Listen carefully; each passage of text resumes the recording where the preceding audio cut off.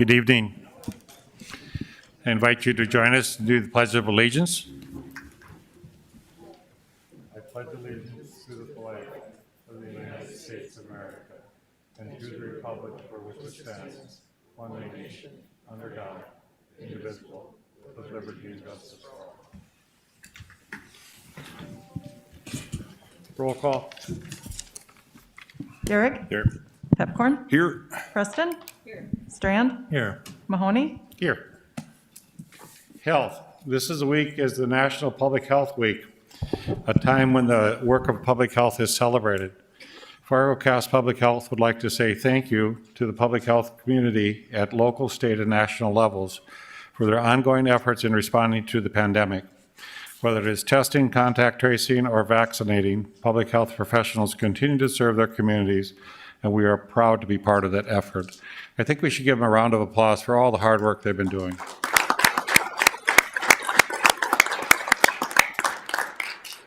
I think Desi's on by camera at least. April is the National Sexually Transmitted Disease Awareness Month. Fargo Cast Public Health Family Planning Program offers STD counseling and testing for men and women, and fees for these services are based on income, household size. No one has ever denied testing due to inability to pay. The library's at it again. This is National Library Week, and this year's theme is Welcome to the Library. Libraries of all types participate and celebrate this annual week-long event to emphasize the idea that libraries extend far beyond the four walls of any building, and everybody is welcome to use library services. During the pandemic, libraries have been going above and beyond to adapt to the changing world by expanding resources and continuing to meet the needs of their patrons. Whether people visit in person or virtually, libraries offer opportunities for everybody to explore new worlds and become their best selves through the access to technology, multimedia content, and educational programs. Tim Dirks would say we have one of the finest libraries in the land, and our team does a great job of keeping people involved and being part of it. The Alexander Hamilton Immigrant Patriot Visionary exhibit is on display at the downtown main library through April 28th, and is free and open to the public during regular library hours. The National Traveling Exhibit was developed by Gitter Lehrman Institute of American History and is made possible by Rockefeller Foundation. April's stay-at-home book party event is April 15th at the library's Facebook page. Other. On Monday night, March 22nd, the Fargo Fire Department responded to a fire at the former Mid-America Steel Building in downtown Fargo. Following this is one of the videos that captured on-the-scene moments from the evening and showcases some of the tools and technology used by our fire department to successfully handle these scenarios.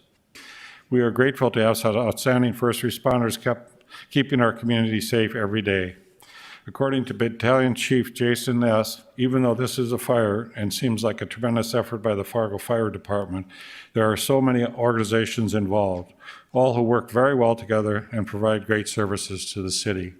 And just talking to Chief Dirksen here tonight, it's just a lot of different people get involved where there's a fire that we don't necessarily know about. Xcel Energy might cut the power so you don't have that problem. Salvation Army might come by and feed the firemen during the night. There may be other people that help in various different ways with our West Fargo Moorhead agreements. So he just wanted to do a shout out for all the people when there's a fire that come out and help. So we have a video now.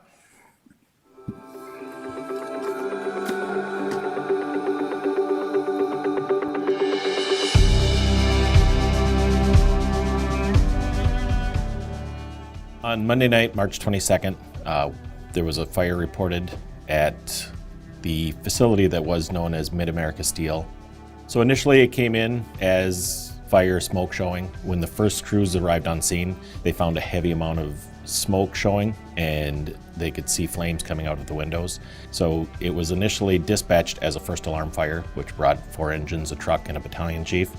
Our battalion chief, Jason Ness, quickly upgraded that to a second alarm fire. What makes a fire like this unique is, first off, it's an intensive amount of resources. It also takes an intensive amount of time. In most incidences we go to, they're a very short time frame. You might be there from 15 minutes to 2, 3, 4 hours. In this incident, with the size of the building and how complex it was, we knew that we were going to be there at least through the evening, and then some of the operations would continue into the next day. Some of the difficulties with this fire, it was an abandoned building. We knew it was abandoned, so we had told our personnel ahead of time that to be aware of that fact. Knowing that it's abandoned, there still could be people inside, so it's something we wanted to make sure that we searched as soon as we could with the heavy volume of fire that was showing. In this incident, due to the amount of fire that had been done and the damage that had been done to the building, we had to be very careful with putting individuals inside the structure.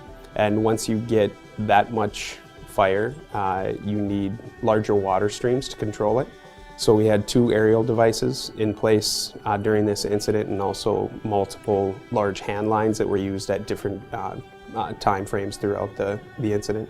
A drone was brought in, and it was very helpful to be able to use the thermal imaging camera that's on the drone to view from above and see where the heat signatures were, see where the heat was moving within the building. We were able to stream that to the battalion chief vehicle, so the incident commander could sit in the battalion chief vehicle, do all his regular duties that he's communicating on the radio, and see exactly what the drone operator was showing us, which was very helpful because it was a large complex, very difficult to walk around the whole thing with fences and other buildings in place, and the amount of smoke that there was. In an incident of this size, it requires a tremendous amount of department resources, also requires a tremendous amount of coordination through other agencies in the city. A few of the agencies that we had involved in this incident was obviously us as the fire department. We also had assistance from Fargo PD. We also had assistance from Fargo Public Works, FM Ambulance, also the Salvation Army, and also the Red Cross. So it really does take a tremendous amount of effort. All of that is also done directly through our Red River Regional Dispatch Center. Even though this is a fire and seems like a tremendous effort by the Fargo Fire Department, there are just so many organizations that are involved, and we all work very well together and provide great services to the city.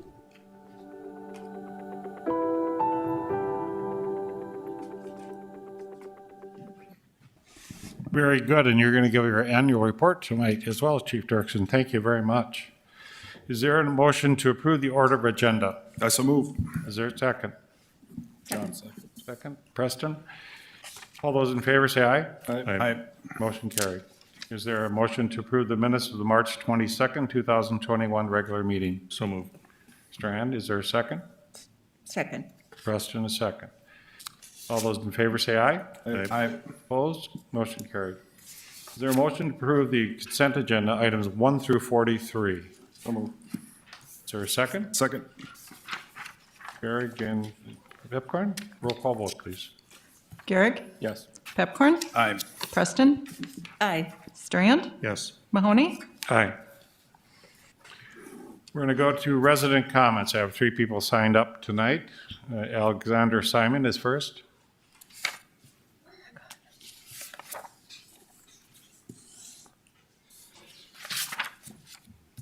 Hello, Alexander Simon, male.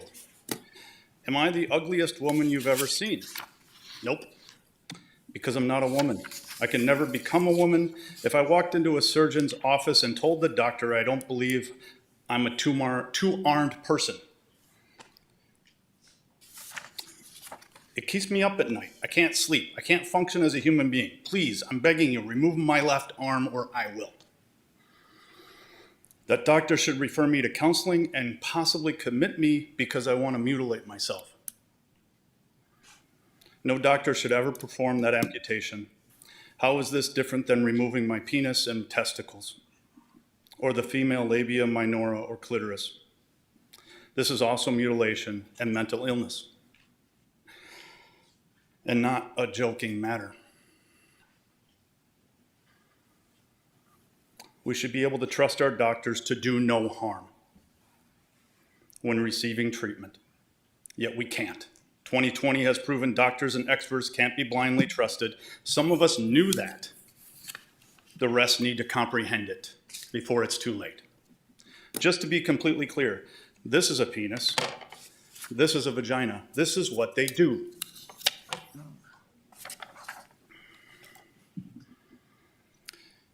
There are 2 genders, not infinity.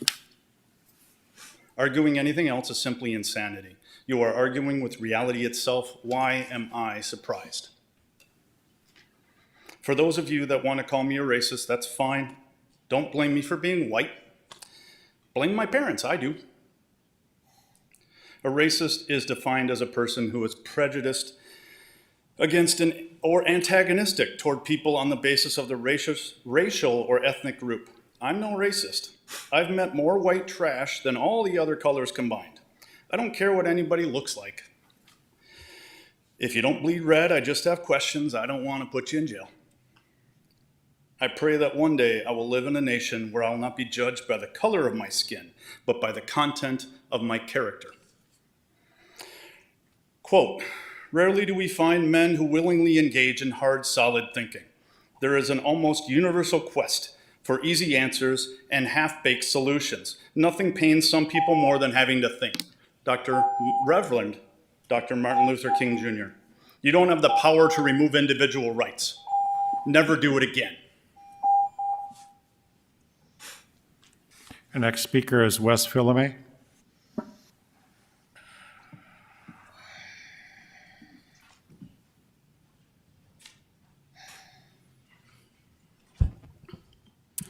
Let me just say that I have no idea what racism has to do with gender. I'd like to start by saying long live George Floyd. As the Derek Chauvin trial plays out, I'd like to remind everyone that he is not the only one on trial. The entire justice system of America is on trial, not only for how it polices communities of color, but also for how it corrects itself when those sworn to serve and protect abuse their power. Last year, we got some insight into the minds of our local police department. It started on May 30th when the former Deputy Chief Todd Osmondson infiltrated our protest and helped to incite a riot. Our former chief not only ridiculed the officer who made the public aware of this misconduct, in an email sent to every law enforcement body in the state, the chief himself would go on to call marginalized members of this community thugs and domestic terrorists. In an interview with the Forum, the former Deputy Chief Osmondson stated, "We get ingrained in bias and profiling. Even today, if I'm pulling up and I see a 30-year-old man in a sedan with 4 new car tires, I don't think anything of it.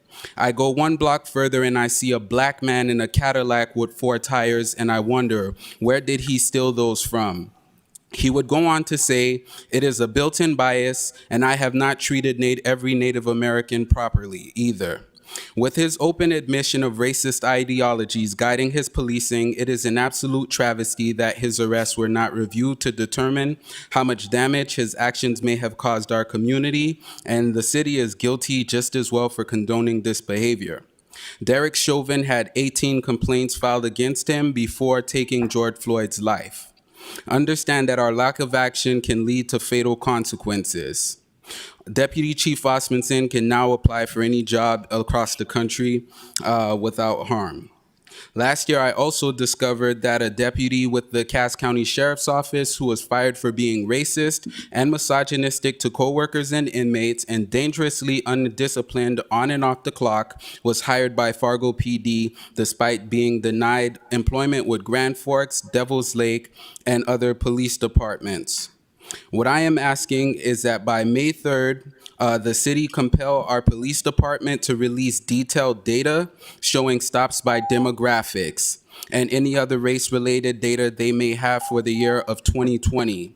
I am also asking that they the release become an annual requirement with the possibility of a mid-year release being included. Thank you. Christopher Cohn.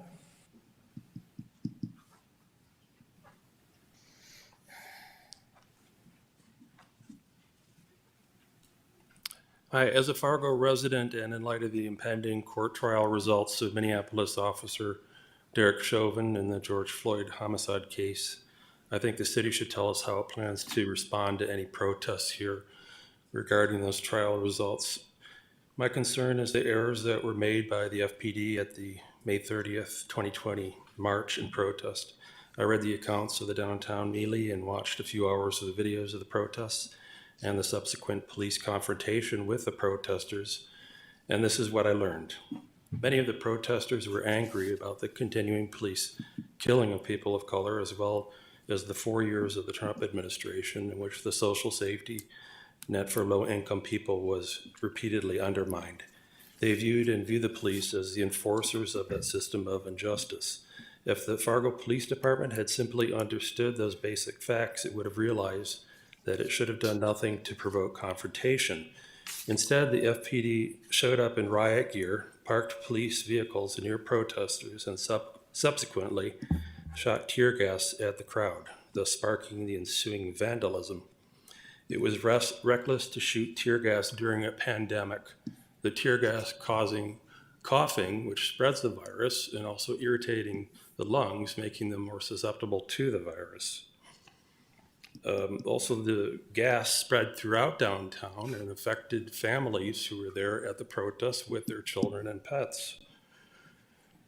Only after the Fargo Police Department gassed the protesters did a small percentage of them begin to vandalize nearby buildings, breaking windows, and started a fire in dumpsters that were rolled into the street to block approaching riot police. I think the City Commission should instruct the FPD to first not use tear gas for the balance of the pandemic, not have any police in riot gear visible to protesters, and only bring them out should violence or other illegal behavior ensue, and not park police vehicles near protesters or block off streets with police vehicles near protesters. From Moorhead Police Chief David Ebinger, if you show up with that gear and you don't have a riot, you're inviting one. The best weapon we have is our ability to communicate. Thank you. We go to our public input opportunity for public hearings. We have 45A, applications transfer license, FA Golf, alcoholic beverage license from Big Herbs Bar and Grill. They're doing business as Big Herbs at Rose Creek to live in the dream at Legends at 1500 East Rose Creek Parkway South. It was continued from 3/22 at regular meeting. Steve Sprague to explain. Good evening, Mayor and Commissioners. This is a transfer application from one ownership group to another that are going to run the concession and the golf course alcoholic beverage service at Rose Creek. It has gone to liquor control. We've done the background check and it comes to you with a recommendation of approval. Is there anyone here wish to speak to this transfer? Anyone wishing to speak? If not, I'll close the public hearing. Do I have a motion? I so move. Second. Moved by Pipcorn and second by Garrick. Any discussion? Roll call vote. Popcorn? Aye. Garrick? Yes. Preston? Yes. Strand? Yes. Mahoney? Yes. Item B, application for Class ABH alcoholic beverage license for the Imperium Hotel Group doing Jasper Hotel to be located at 215 Broadway North, continued from the 3/22 regular meeting. Steve Sprague. And this is the Block 9 hotel in the Block 9 building. And again, done the background check, there were no issues, and the Liquor Control Board is recommending approval. And how do you define an ABH license? An ABH license is for a full-service hotel that has more than 100 rooms in it. And then that allows them to have the bar and the restaurant and that type of In the stuff. site. Anyone here wishing to speak to this transfer? Anybody wishing to speak to it? If not, I'll close public hearing. Do I have a motion? I'll second. Moved and seconded. Arlette got the first in? Sure, I have a question. Oh, okay. Sorry. No, that's Commissioner okay. Preston, go ahead. Question? So I've noticed on a few of these, and this is a little bit tangential to this issue because I'm certainly supportive of this, but I've seen on the background checks that unless we have a free option to search public records, we're not searching. I'm wondering what the reason is. And perhaps an individual from the police department is a better one to answer that question. But I understand we use Eid Bailey for HR type of background checks. Why aren't we using something where we can access records on any state that this individual or individuals have lived and resided? So you're right, probably the best people to ask are the police department. I can tell you what I've been able to find out in discussions with police. They found out they had an audit of some sort that said they weren't supposed to use, I think it's like an FBI background check. And so they've discontinued using those, and so the method that they're using are the free search methods.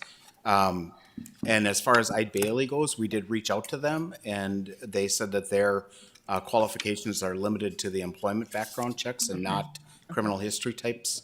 Okay. So we can, I don't know if there's a police officer here. I think Deputy Chief Anderson is behind me. He may want to address it. Otherwise, we could follow up with the police chief. Following up would be fine. Okay.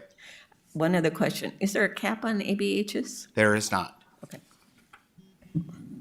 Mr. Chair, Commissioner Pipker. just a couple of comments. We are so thankful. This is the Jasper Hotel. It's going to be a high-end hotel in downtown Fargo. We would love to have several more. I think we're very fortunate, especially with today's economic circumstances, to have them coming here. It'll be similar to the Hodo, a high-end hotel. I think we're very fortunate, and so it was unanimously supported by the Liquor Control. I think they're planning on opening the middle of June, and that will be a great addition to the downtown. Thank you. Thank you. Any other discussion or questions? Roll call vote, please. Garrick? Yes. Pepcorn? Aye. Preston? Aye. Strand? Yes. Mahoney? Aye. Mayor, if I could make a comment in between. Mr. Strand. Commissioner Preston's question brings to mind some of my questions. You know, while we're doing background checks and looking into people's history, I just don't know how valuable it is to know if somebody missed a car payment 3 years ago or had some incident where, you know, we have some of these little minor circumstances that become a matter of public record. And I'd ask the Liquor Control Board to look a little more carefully at what information is really valuable and necessary for us without dragging some individuals through some painful times in their own lives again. Mr. Chair, Commissioner I agree with Commissioner Strand's comments, and I'm glad that the city commissioners don't have to go through the background checks, because they are very thorough and they go back a long ways. And so I think that is a good discussion point, and so we will put that on the agenda down the road for liquor control. Thank you. I think you're both looking at a variety of different things in liquor control right now, the forward and backward, and I think Mr. Preston has asked a little bit about if we do recommendations, how those are followed up as well. So, any other discussion on this? Next item is C, application to transfer a license, FA alcoholic beverage license from Lucky's U to Lucky's 13 Pub to the Eclectic Culinary Concepts doing business as Lucky's 13 Pub located at 43 17th Avenue South. More than a 5% ownership change. Steve Sprague to explain. Thank you, Mayor. The FA license at Lucky's 13 was previously held by two individuals that owned the business. One of those two people passed away. The remaining person stayed involved in the business and brought on two additional partners. And so that's why we have the transfer application here. They set up a whole new corporation. Everybody became members of that corporation. We've, again, done the background check, found no items of concern, and it does come to you with a recommendation of approval. Is there anyone present who wishes to speak to this transfer? Anyone present who wishes to speak? If not, close the public hearing and ask for a motion. I so move. For a second. Second. Pepcorn and Garrick. Any other discussion? Roll call vote, please. Pepcorn? Aye. Garrick? Yes. Preston? Aye. Strand? Yes. Mahoney? Yes. An application for transfer of a Class GH alcoholic beverage license from Harahar to Himalayan Yacht at Four Stars Group, Himalayan Yacht located at 1450 25th Street South, Suite 160. Steve Sprague. And this was a case where the person that was running the Himalayan Yak, decided to change paths, and so he's moved on and sold to, I believe it was one of his employees. And again, we've done the background check. There are some minor items in there, but nothing that would delay or stop a transfer in this case. And so it does come to you with a recommendation of approval from the Liquor Control Board. Anyone present wishes to speak to this transfer? Anybody wanted to speak? If not, I'll close the public hearing. Do I have a motion? Move to approve. Second. Strand, or Garrick, Strand. With that, any discussion? Roll call vote, please. Garrick? Yes. Strand? Yes. Pepcorn? Aye. Preston? Aye. Mahoney? Aye. Gee, we just can't get you off this podium, can we? One more. Item E, application to transfer Class H alcoholic beverage license from Pizza Ranch, 45th Street, incorporated to Pizza Ranch located at 4480 23rd Avenue South. Stock ownership change, no corporate change. Steve Sprague.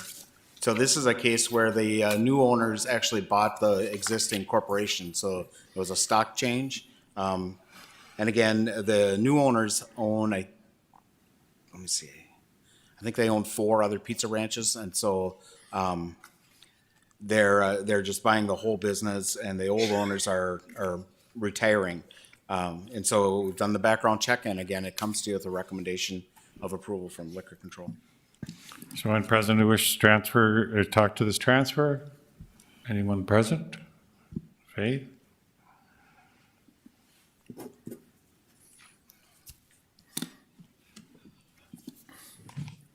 Thank you, Mayor and Commissioners. I do have as I was reading the agenda, it did come to my mind is that this is a family restaurant. And here again, we're asking to put liquor into a family restaurant, a place where I go and take my nieces and nephews to have dinner. So now it's a place that we can no longer go, because when you put alcohol into any place where there's children at, you have problems, especially for people who can't control when they're drinking, can't control themselves. So please look at that. We have to have places in town where we can go and not have to worry about our nieces and nephews being talked to rudely because someone cannot control what they're drinking and how much they're drinking. So this does concern me as a citizen of Fargo, that might be a problem if everywhere we go, there is liquor constantly. Thank you. Mr. Chair, just real quick. Let me close the public hearing.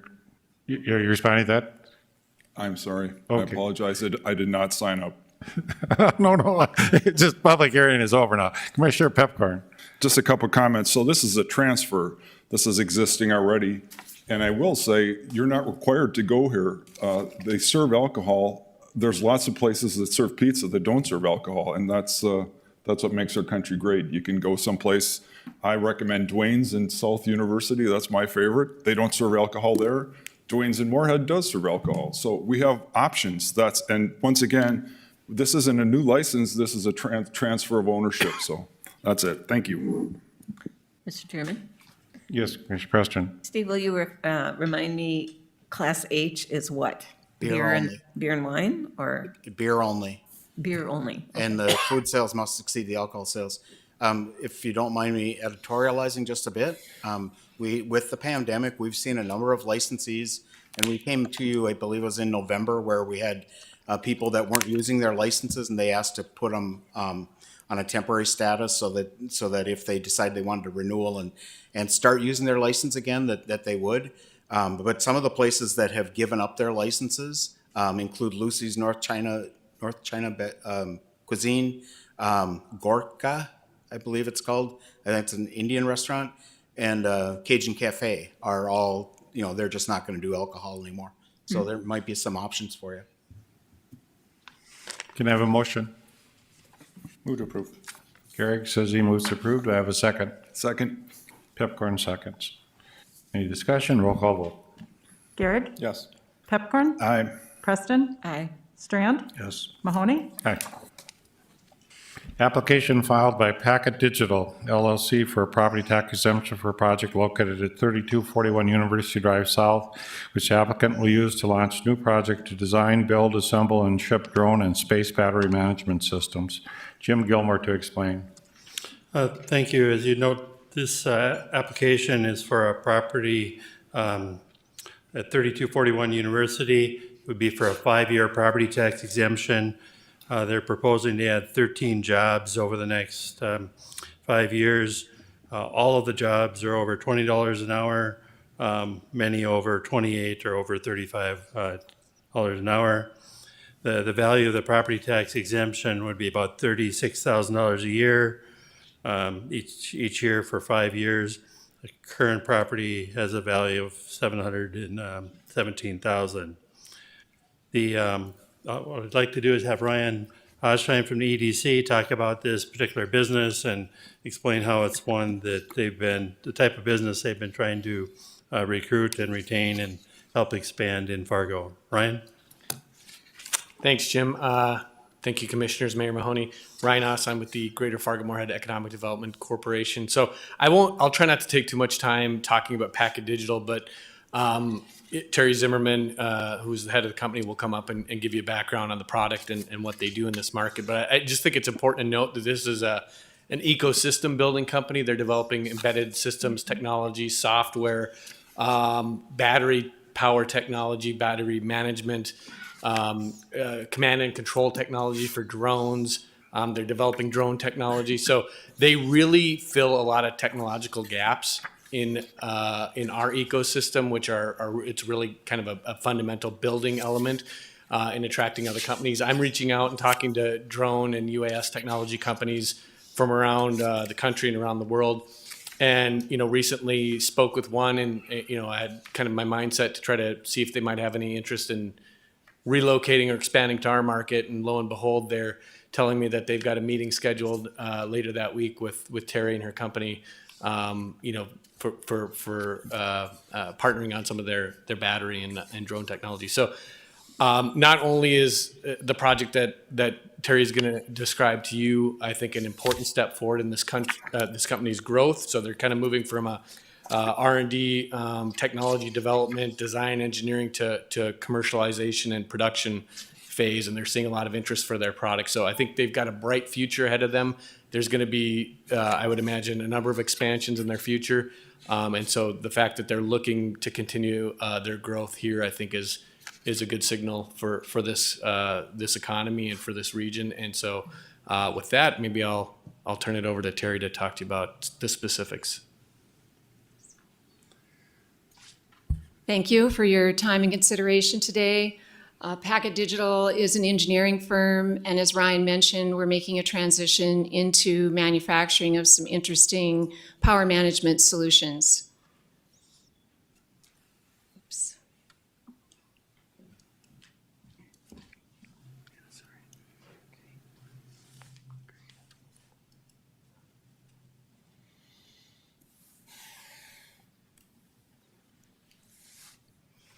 So Packet Digital, as I mentioned, is a power management company. We have 15 patents and over 150 years in our management team of experience in engineering. We are making a transition into manufacturing. We've recently won some contracts and we outsourced the manufacturing to a company in Idaho, and we're looking to build that manufacturing facility in a facility in South Fargo to start manufacturing the parts that we've been working on. There's sort of a paradigm shift going on in batteries today. There's a move to lithium-ion batteries, and 90% of the batteries are manufactured in China. So there is a need in the United States to manufacture those.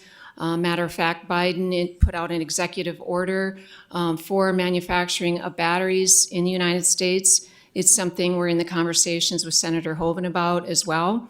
But in this slide that I have presented, we brought our expertise for power management and system integration and electronic design to bring battery management systems into high-performance vehicles, electric aviation, and soon into the next generation space vehicles.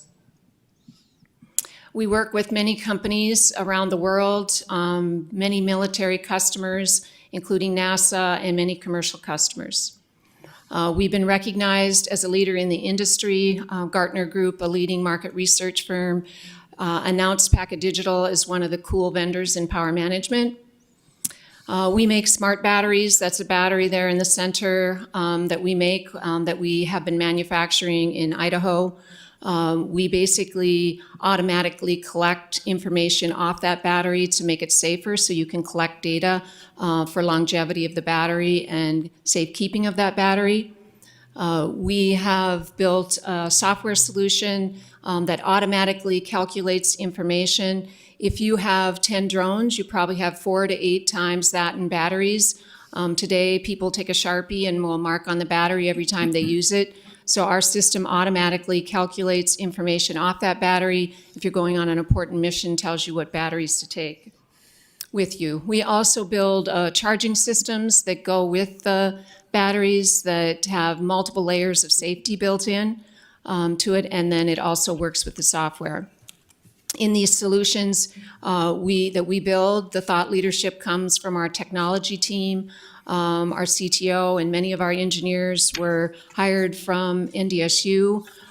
We employ electrical engineers, embedded software programmers, and mobile app developers. This is a drone that we are currently building power management solutions for.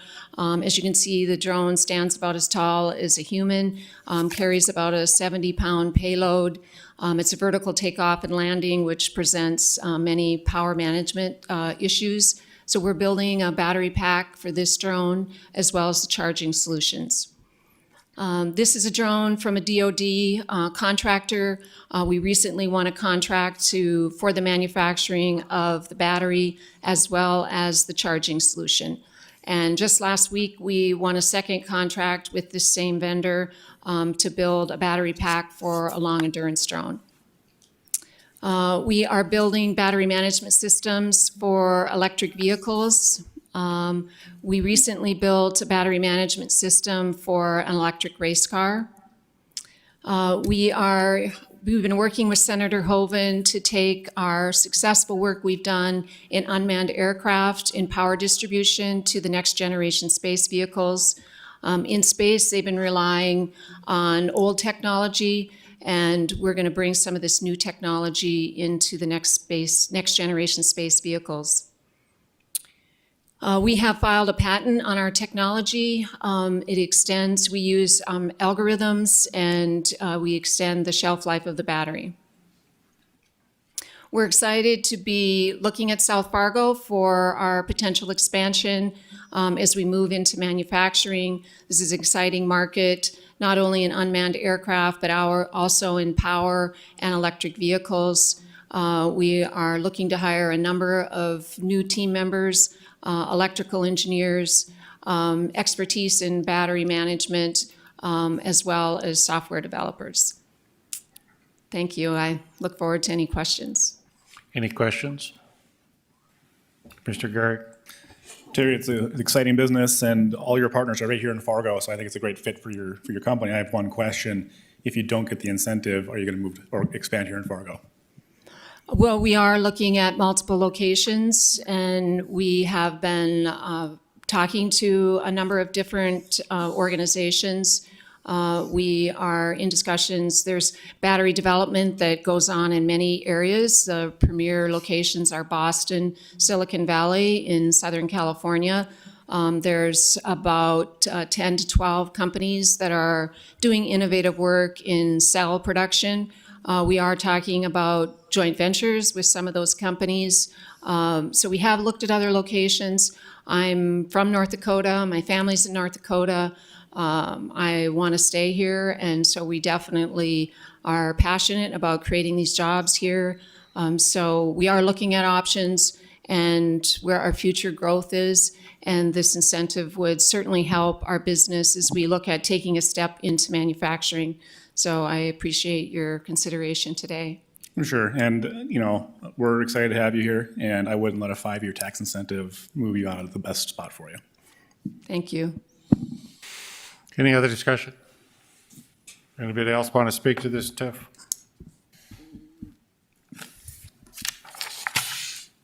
Any other public members want to speak? Terry, I guess you're excused. Close public hearing. Do I have a motion? I'll make the motion. Is there a second? Second. Discussion. Commissioner Pepcorn? Just a couple quick comments. First of all, the score was excellent. It's one of the highest we've had in a long time. And then when you look at the jobs created, 4 at $20 to $28, 4 at $28 to $35, and 5 at over $35 an hour. That's excellent. And the whole technology with batteries, obviously, that's if we can get a small portion of that to come to Fargo, North Dakota, I think that would be great. So thank you. Commissioner Strand? Thank you, Mayor. I'd like to join in with that comment that when you're creating all these new jobs are $20 an hour and more. So we're not skimping by at barely at a minimum wage or a living wage.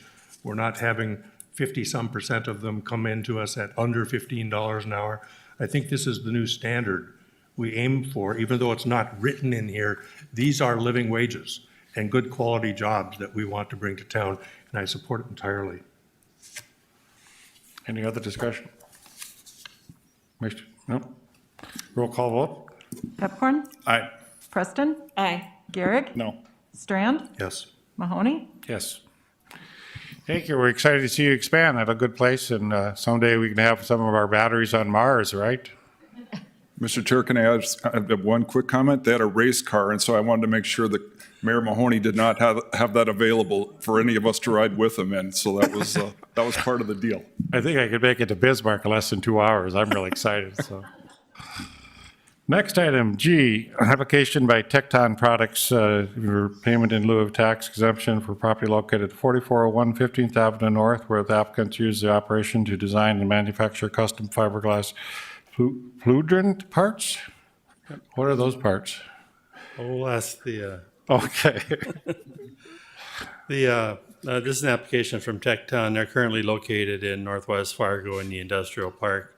They have approximately 100,000 square foot building up there.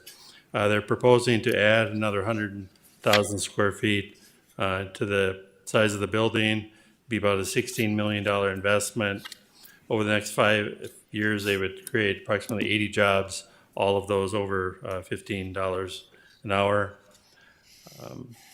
We've in the application, there's some changes.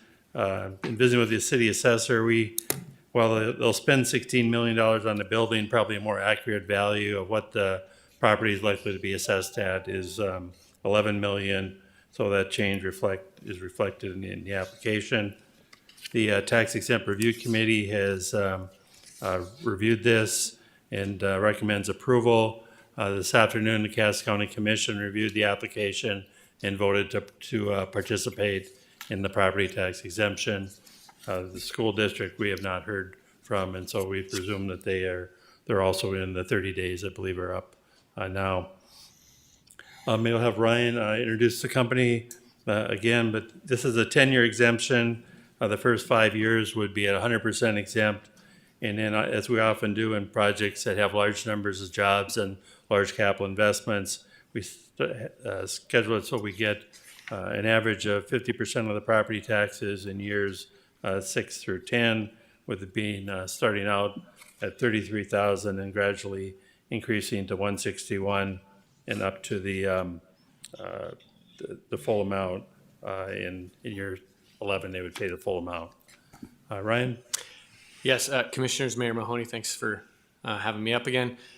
So this is a company that's been around since the early 90s. They've got a nice history in the market, continuing to expand, seeing explosive growth in their industry segment.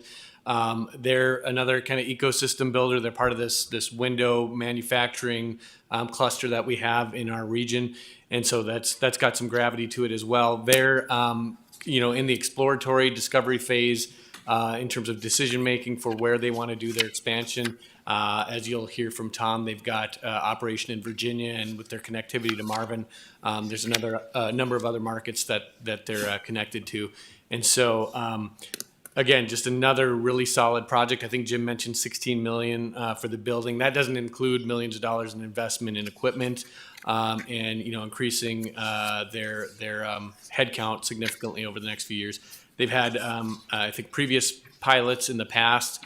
The most recent one, I think 2017 was when that one matured, and so they've continued to exceed their projections in those requests where they said they were going to create so many jobs, and they've met and exceeded those. So I'll let Tom come up and give you a much more eloquent overview of the company and what they plan to do. Thanks, Ryan. Thank you, Mayor and Commissioners. I'll speak just briefly to who Tecton is. I know some of you know who we are. Many people do not understand who Tecton is. We are part of the Marvin family of companies. We came to Fargo in 1991. We take pride in choosing Fargo as our home location and headquarters. We have 2 facilities in Fargo here up in the industrial park. We also, as Ryan mentioned, have a facility in Roanoke, Virginia. We are trying to decide how we continue to grow and expand our business, and it's a complex decision for us. Certainly we have a strong customer base in this region. We also have customer base throughout the United States as Marvin operates throughout the entire United States. When you look at what we've done since 1991, we came to town with a little 30,000 square foot manufacturing facility, and since then we've attracted 1 million square feet of Marvin manufacturing space to the Fargo, West Fargo region, and thousands of jobs. We think that's a pretty big deal. When you look at what's going on in our community, we don't talk a lot about Fargo being kind of a hot spot for high performance window manufacturing, and really it is. We make a lot of investments from not just manufacturing locations, but all of our headquarters is located here, engineering functions. We have a research and development center located here in the Fargo, West Fargo area. So we want to continue to grow, making those investments where it makes the most sense for us overall as a business. We're bringing a lot of high-paying jobs to the region for manufacturing. This will be focused, we will bring some indirect and support functions. Primarily, this will be focused on bringing good-paying manufacturing jobs to the region. The application says we're bringing jobs in the $15 to $20 an hour range. We'll realistically be bringing jobs in the $20 to $25 an hour range.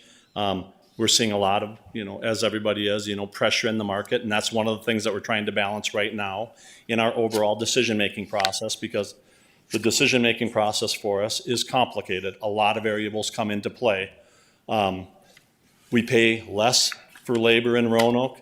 We have some other talents in Fargo here, so we're weighing between expanding in Fargo and expanding in Roanoke, or doing a greenfield new facility in some other location. I look forward to any questions that I can potentially answer for you guys tonight.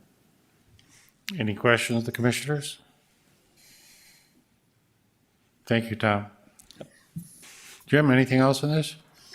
No, again, the recommendation is for the 10-year pilot, 100% for the first 5 years, and then they would begin paying property taxes on the building in year 6, so and gradually ramp up, actually quite quickly ramp up, so they'd be paying the full property taxes in year 11. They'll continue to pay property taxes on the existing building and the existing land throughout the period of the incentive. See, Tom, can you tell me what the fiberglass pultrude parts are? What are that? Yep, fiberglass pultrusion. So we take continuous glass filaments and we run them through a resin system that is thermosetting, and it cures, so it makes dimensionally stable, very thermally efficient profile shapes. So what Tecton does is we manufacture the fiberglass parts that go around the window frames, and then at the Marvin locations is where they actually assemble the window. So it's a glass-filled composite. Commissioner Pipcorn. So, Mr. Chair, I have a question. So we have an overhead view of the plant right now. Can you give us like a ballpark? How would the new addition look? Or are you not that far yet as far as how much more square footage would it be? So we are in conceptual design phases right now. And if you look at the footprint that we have there on that plot of land, you can see our building. The expansion would go straight to the north, almost to the edge of our property potentially. It'll either be 100 to or potentially now 150,000 square foot expansion, We're seeing such accelerated growth. So it basically will consume about half of the 25 acres that we have will be, occupied, and then that leaves, additional land on our 25-acre plat if we ever wanted to do something else. Commissioner Preston?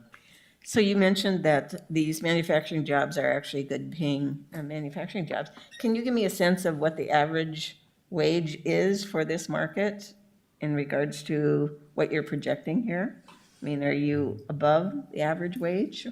Yes. I mean, when we look, we compare ourselves to both manufacturing and assembly, and we differentiate between the two because they require a different skill set. We've just finished a bunch of research, and if we were 2 days from now, I could probably tell you a bunch more information, but we have some changes going on within our organization right now that I can't talk about from a pay standpoint, but we will be paying, roughly in the top 20%. There's a few other people that'll pay maybe right in the range of us to maybe a little bit more from a pay standpoint, but we will have operators making significant, which are what we call our direct labor positions. They're inspectors and operators, making significantly more than many of our white collar employees, and we're actually proud of that. So you can have a career in manufacturing is a big deal. Hey, Mr. Chairman, because he mentioned that the building might be larger than noted in the application, I think your motion should, if you want to support the full 150, if it's up to 150, probably make a note of that in the motion. But they're suggesting they may build 50% bigger than what they've said in the application. So, yeah, I didn't mean to surprise you with that, but I mean, we're living in a dynamic world. So, just for the city assessor's benefit, he'll want to know whether the 100,000 square feet is exempt or up to the 150 addition. Commissioner Gary? I think it's time for Fargo to start knowing our worth. Whenever we have these applicants come in front of us, they tell us there's an ecosystem, you're partnering with Marble Windows, you're partnering with other partners in the community. All these partners are here. So we need to stop as a commission giving away tax dollars that don't belong to us and burdening people with higher property taxes, with higher bills for their schooling and things like that. We should know our worth. People grow here because we are the best place for them. I think you know in your heart that we're the best place for you. I think, Terry, you know in your heart we're the best place for you. And that's why we come here. It's not for a 5-year incentive that isn't going to make a huge difference in your plans. You're not going to build a smaller building because of a 5-year incentive. So I think as a commission, we need to start knowing our worth and voting these things down. We appreciate the business. We're glad you guys are growing here. And all I'm asking is that we recognize that Fargo is the best place, and that's why you guys are staying here. We both benefit. You guys get a good workforce, you get a good community, you get a safe community, you get a place that you can grow and know you're gonna make money if you do investments. And we in return get a great business. And that's the symbiotic relationship. No more of us just giving free money away. Pipcorn. So I have one question that's a little bit off topic. So we started the tap ride system for the MAT bus system. And I don't know if you can speak to that at all, but do your employees use that? I guess, I don't know if you recall. We participated in those meetings. So we run 24/7. We have a 6:30 a.m. start, 6:30 p.m. start, running 24/7. Our associate base doesn't get a lot out of that system right now because, and I might be a little bit old in my information here, the start times didn't start early enough for us to be able to leverage that system. Our associates need to be at work and before 6:30 in the morning. So. Okay. Anyway, that's a MAT bus issue, and I think we should, because especially it's a great place to start. There's a lot of new Americans that start in the industrial park, and we've had trouble getting transportation out there. And so I think whatever we can do. And then just to address this whole thing, we're in competition all day, every day. And if you think we can just say, you know what, we're just a great place and people are just going to show up, you're sorely mistaken. Our next door neighbors in West Fargo would love to have these people. They have a plant in Virginia where they can build there. Every day we're in competition. And if you think everyone's going to come here because we're swell, that's incorrect. We're in competition. And if you think we can just say, you know, we're just going to not participate, everyone would love it. All of our competitors would eat our lunch and we would have no new jobs. And if that's what you want, that's good. But to be that arrogant and think that it's because Fargo's so swell, people are going to move here, that's ridiculous. Thank you.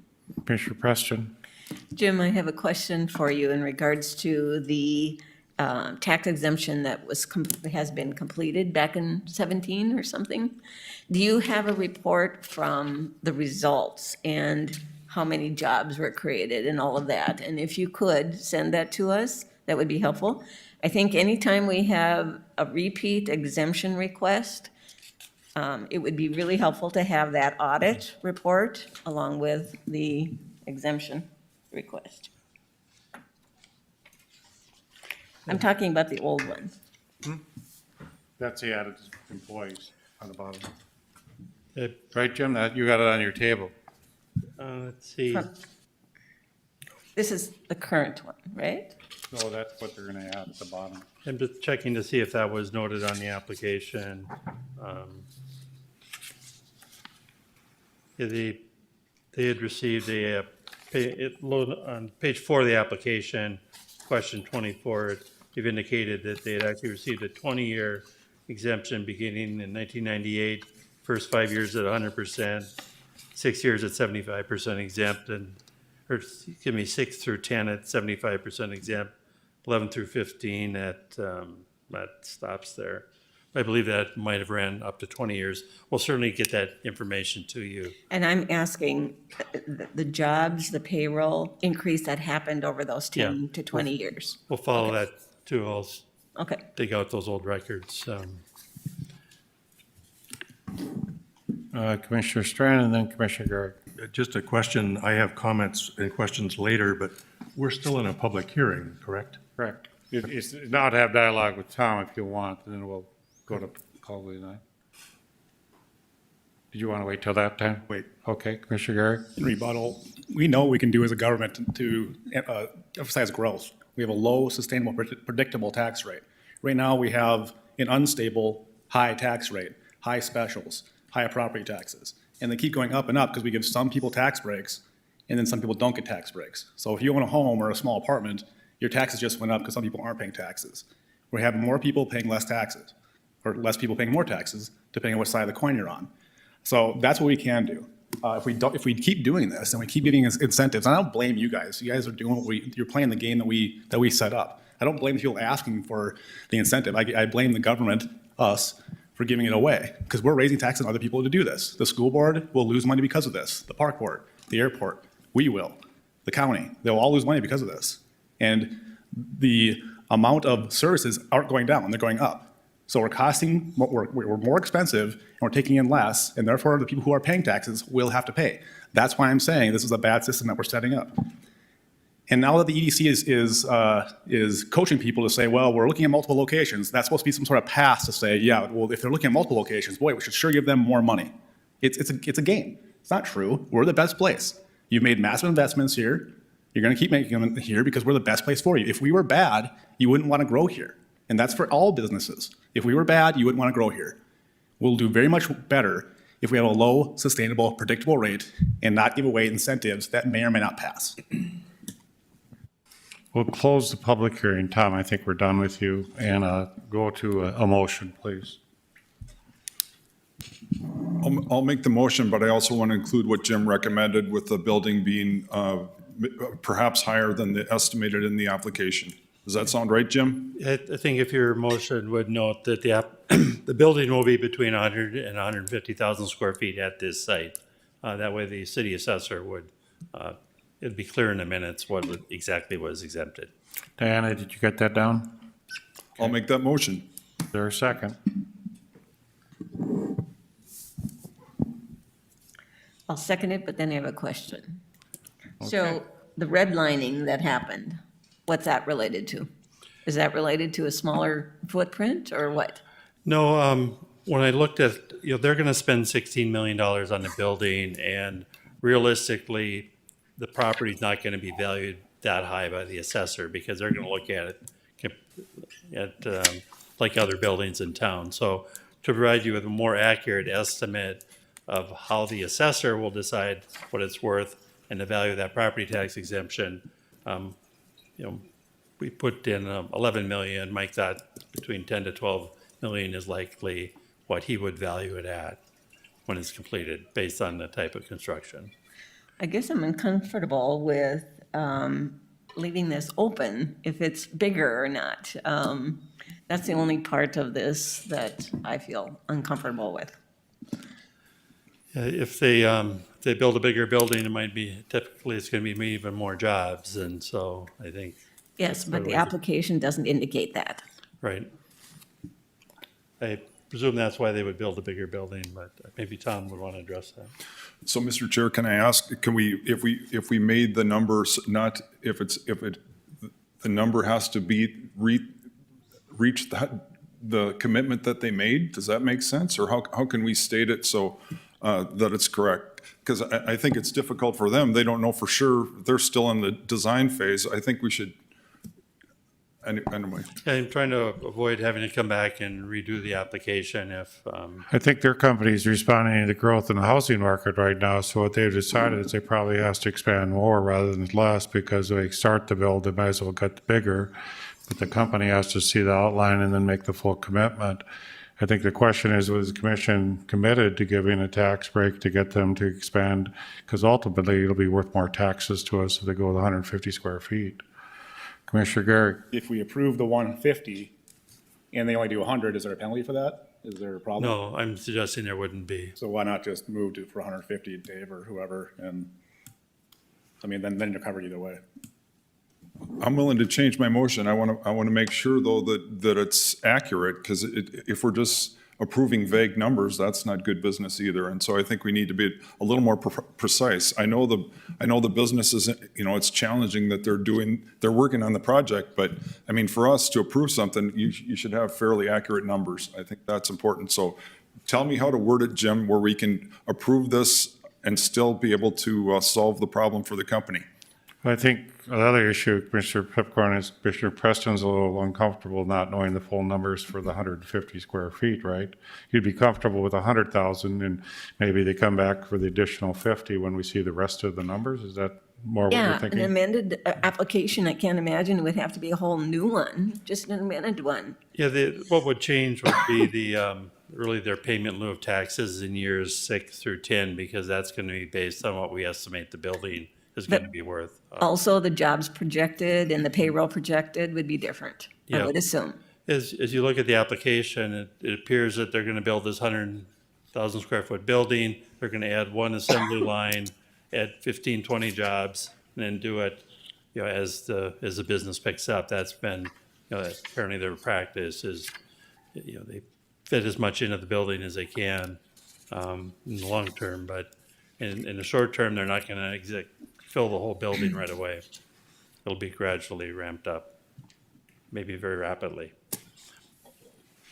So I'm willing to hear the compromise the commissioners want. Commissioner Preston, what motion are you comfortable with Commissioner Pepcorn making?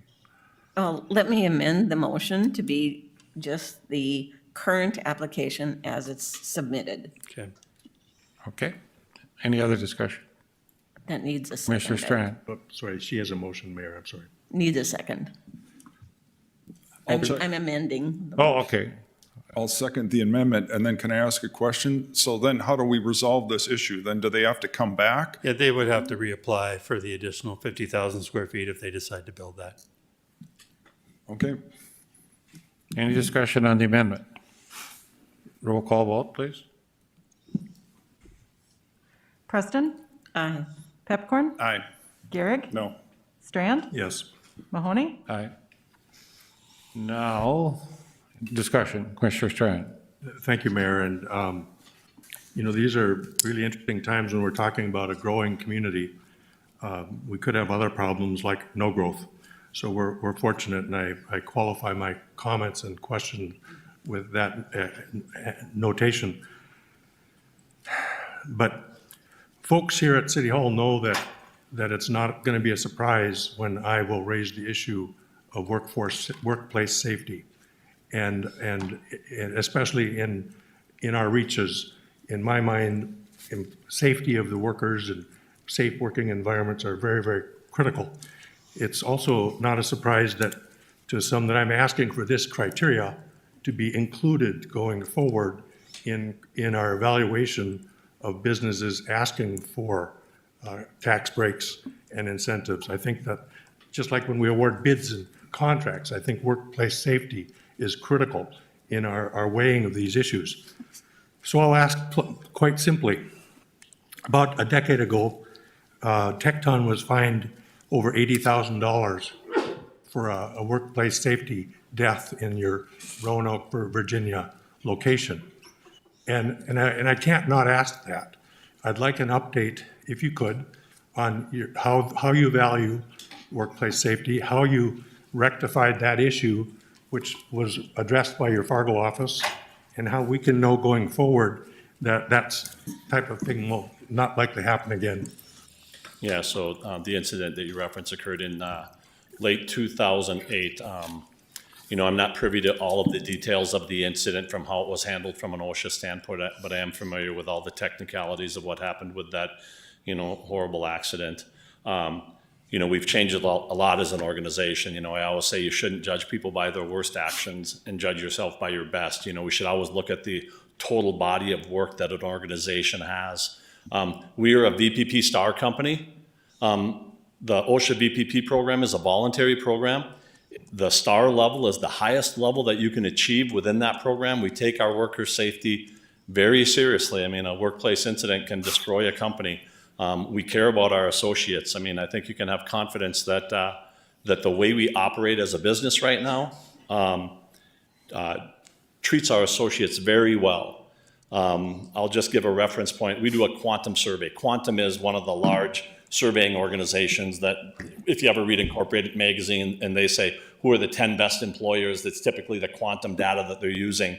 When we ask our associate base the question, I feel safe at work, we have a 98% response rate of either a 5 or a 6. So, and they can answer from 1, 2, 3, 4, 5, or 6. And 5 or 6 are the two highest rankings you can get. Our associates are safe at work. I don't want that incident that occurred, tragic and real, and we have to acknowledge that it's there to really reflect too much about who we are as an organization right now. If I had to point to one thing in particular to say, do you want to know what our safety program is about? It's if you're familiar with the OSHA VPP program, just look at what that brings to the table for people and know that we are in the highest level that you can achieve. So does that? I appreciate your answer, and I hope you understand why I asked it. Oh, yeah, absolutely. I just think from a public perspective, when we have public funds involved, we have to have the highest standards we can. And I know that the Marvin family and the Tecton businesses have a relatively great reputation. I just need to really, personally, know that that's a transparent issue, that safety in the workplace is the highest standard and bar we set, and I hope for the future that our tax exempt review processes will vet this topic proactively. So somebody's not surprised by a question at the very last 11th hour by some politician about something a decade ago. I'd rather see us proactively really work through this topic, as well as wages, categories of wages, ranges of wages, reassurance later on in life, not Tecton, but that anybody who gets these tax breaks, that we come back later and say, did you fulfill what you said you were going to do?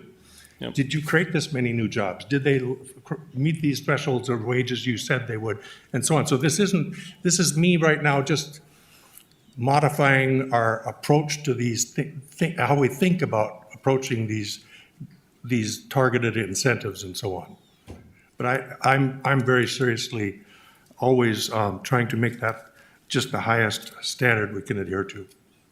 Yeah, safety is the highest priority with that organization. It starts with our CEO, Paul Marvin, and the messages that he reinforces to us. So, I appreciate those points. Thank you. Thank you. Perhaps, Jim, we can look at that as one of the priorities that we've had on this policy that we've talked about, tax exempt on safety, and/or reflected as one of our parameters that we want the companies to commit to.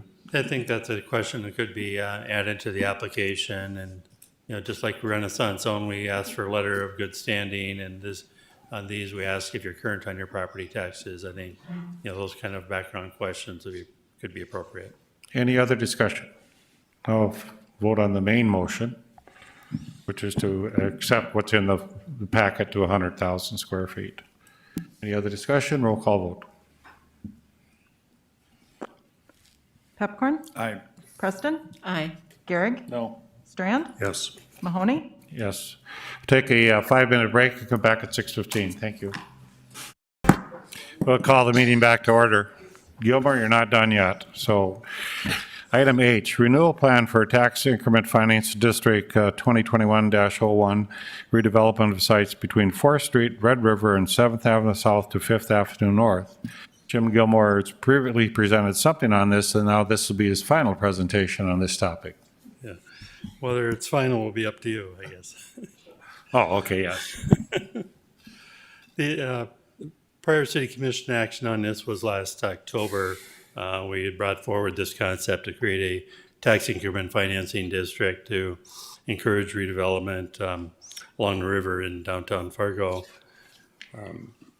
The general boundaries were then going to be the Great Northern Rail Line on the north, 4th Street on the west, Red River on the east, and 7th Avenue South down by Prairie St. John on the south side. As it prepared this district also included some properties west side of 4th Street, properties that the city owned, as well as other property where there's some high potential for development. As we've worked on the progression of this plan, we took this to the Fargo Planning Commission. They reviewed the draft last month and indicated that it was consistent with both our overall citywide comprehensive plan as well as the downtown plan.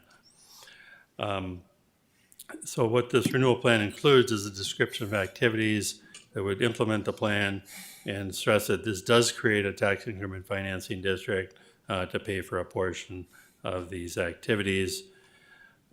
Public hearing will be tonight, is required by the Century Code. We've notified the Fargo School District, Fargo Park District, and Cass County.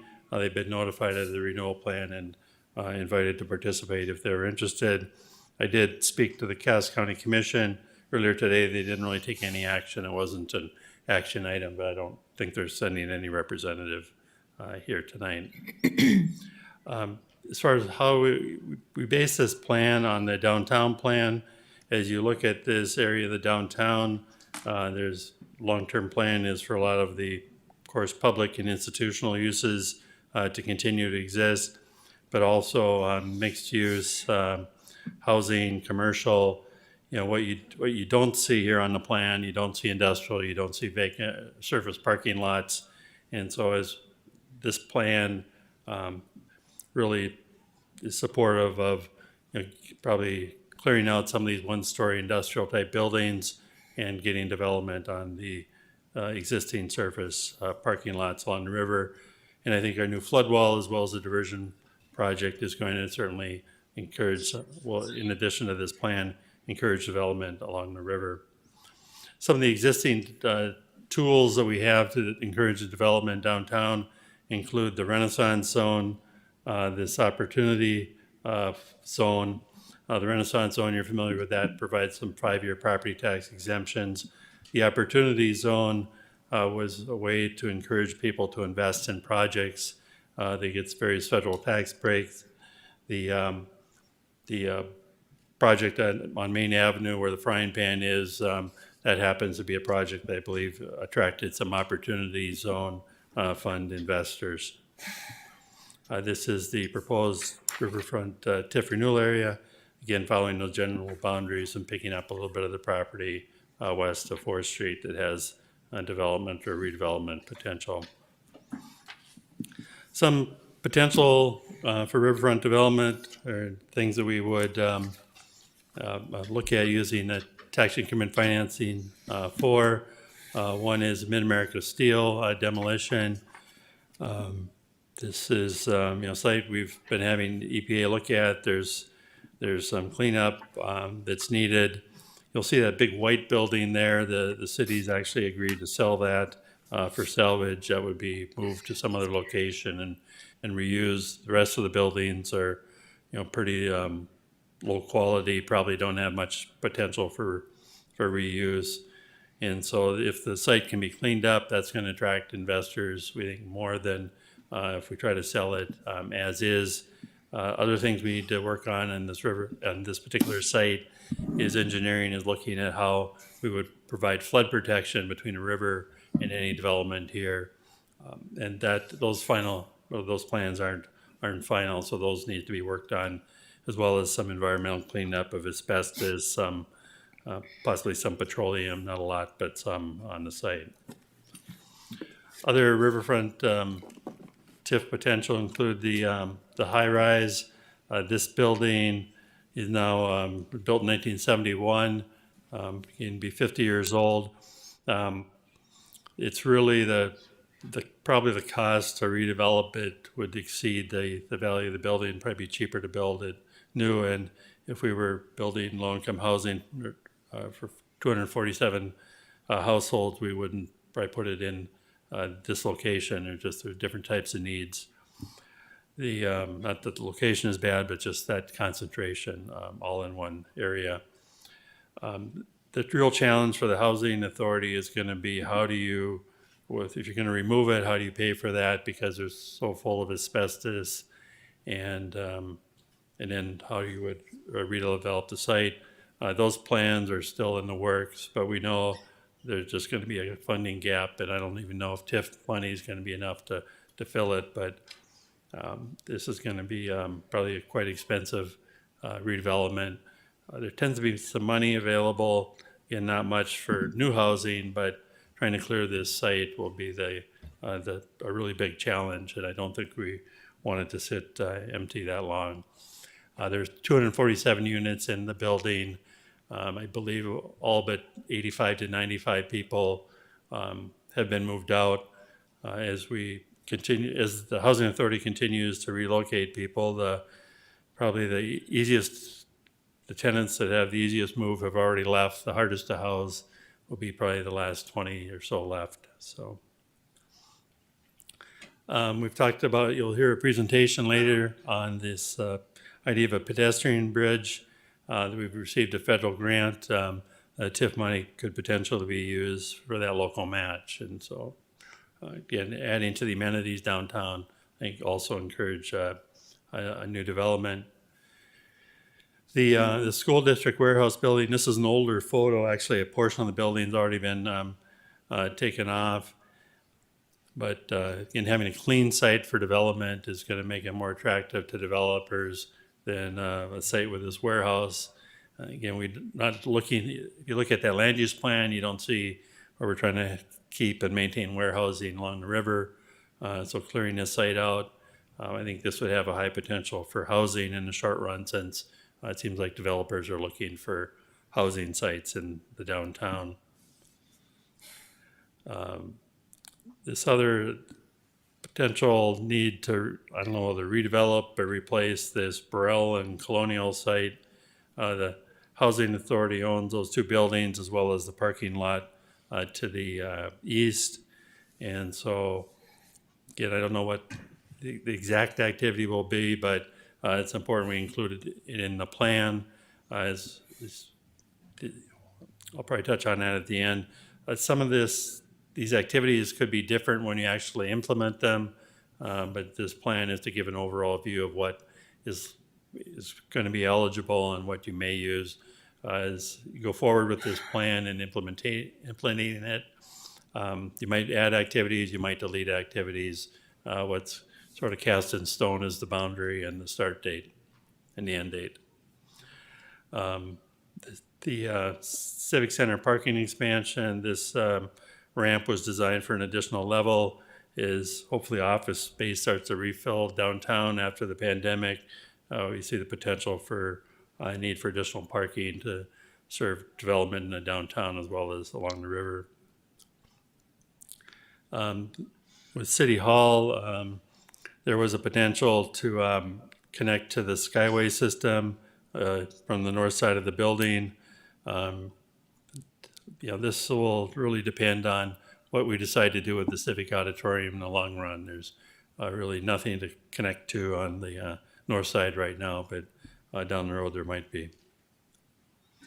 A riverfront potential, the Civic Plaza, seen various plans for improving this. These are some pictures taken recently. Sod Buster was a nice start, but there's certainly a potential to bring some more activity into the Civic Plaza area and make it this whole neighborhood more attractive for housing by having some sort of public amenity here for people that live nearby. There's a lot of, again, potential for, I think, public-private partnerships.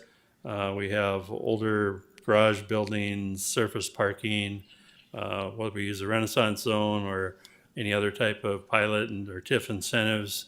If we can provide more development, that brings more activity and more long-term property tax base to the downtown.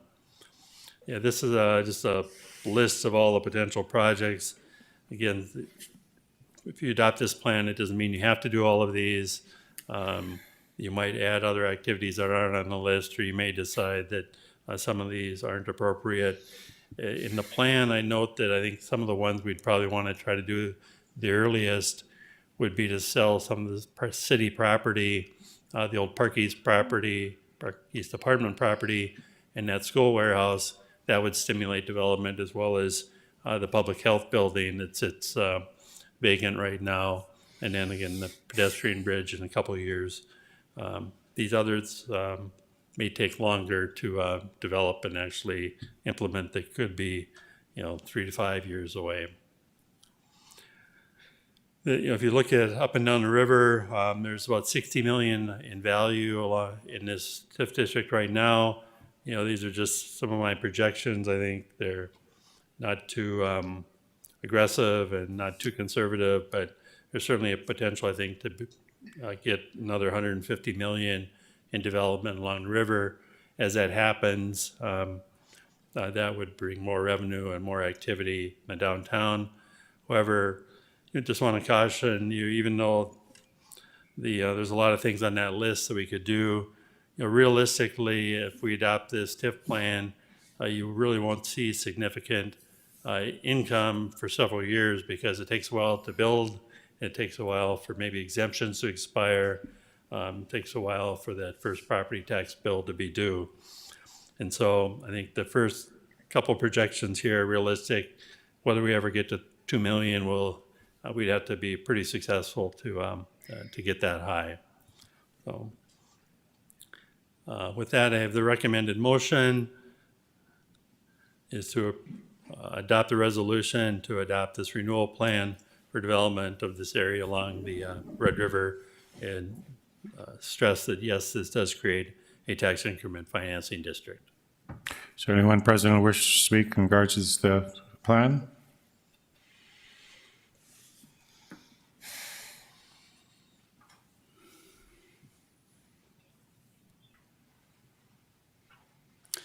I just want to say that, when I'm out in the community and at home, I read online how people of color are constantly looking for welfare or handouts, and if they would just pick themselves up by the bootstraps. When I come to City Hall, I see people who don't, as Commissioner Garrick said, they don't need these handouts, but they're big business. They have all this money, and they're asking for handouts and basically welfare, and the city is giving it to them. And so I'm just asking you guys, as you go through all this stuff, to just be mindful. Yes, Fargo is absolutely growing, but there is a community of people that could definitely use some opportunities. It'd be nice to see some diversity amongst our businesses and our business owners as well.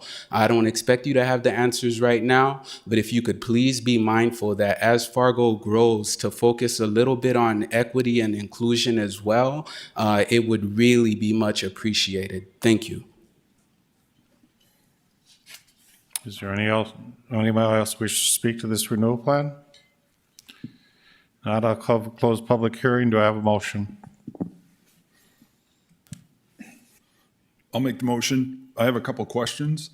So Jim. Is there a second? Can I get the second first? I'm sorry. Do I have a second? I'll second it. Okay, now, Commissioner Pippard. So Jim, when you had that list of the potential projects, to me, the steel site, obviously, we're going to have to spend some money on that fairly soon with just the cleanup. How would that work right now? Like you were talking about, some of this will take a long time. Can you talk a little bit about that? I mean, the city could bond for that money.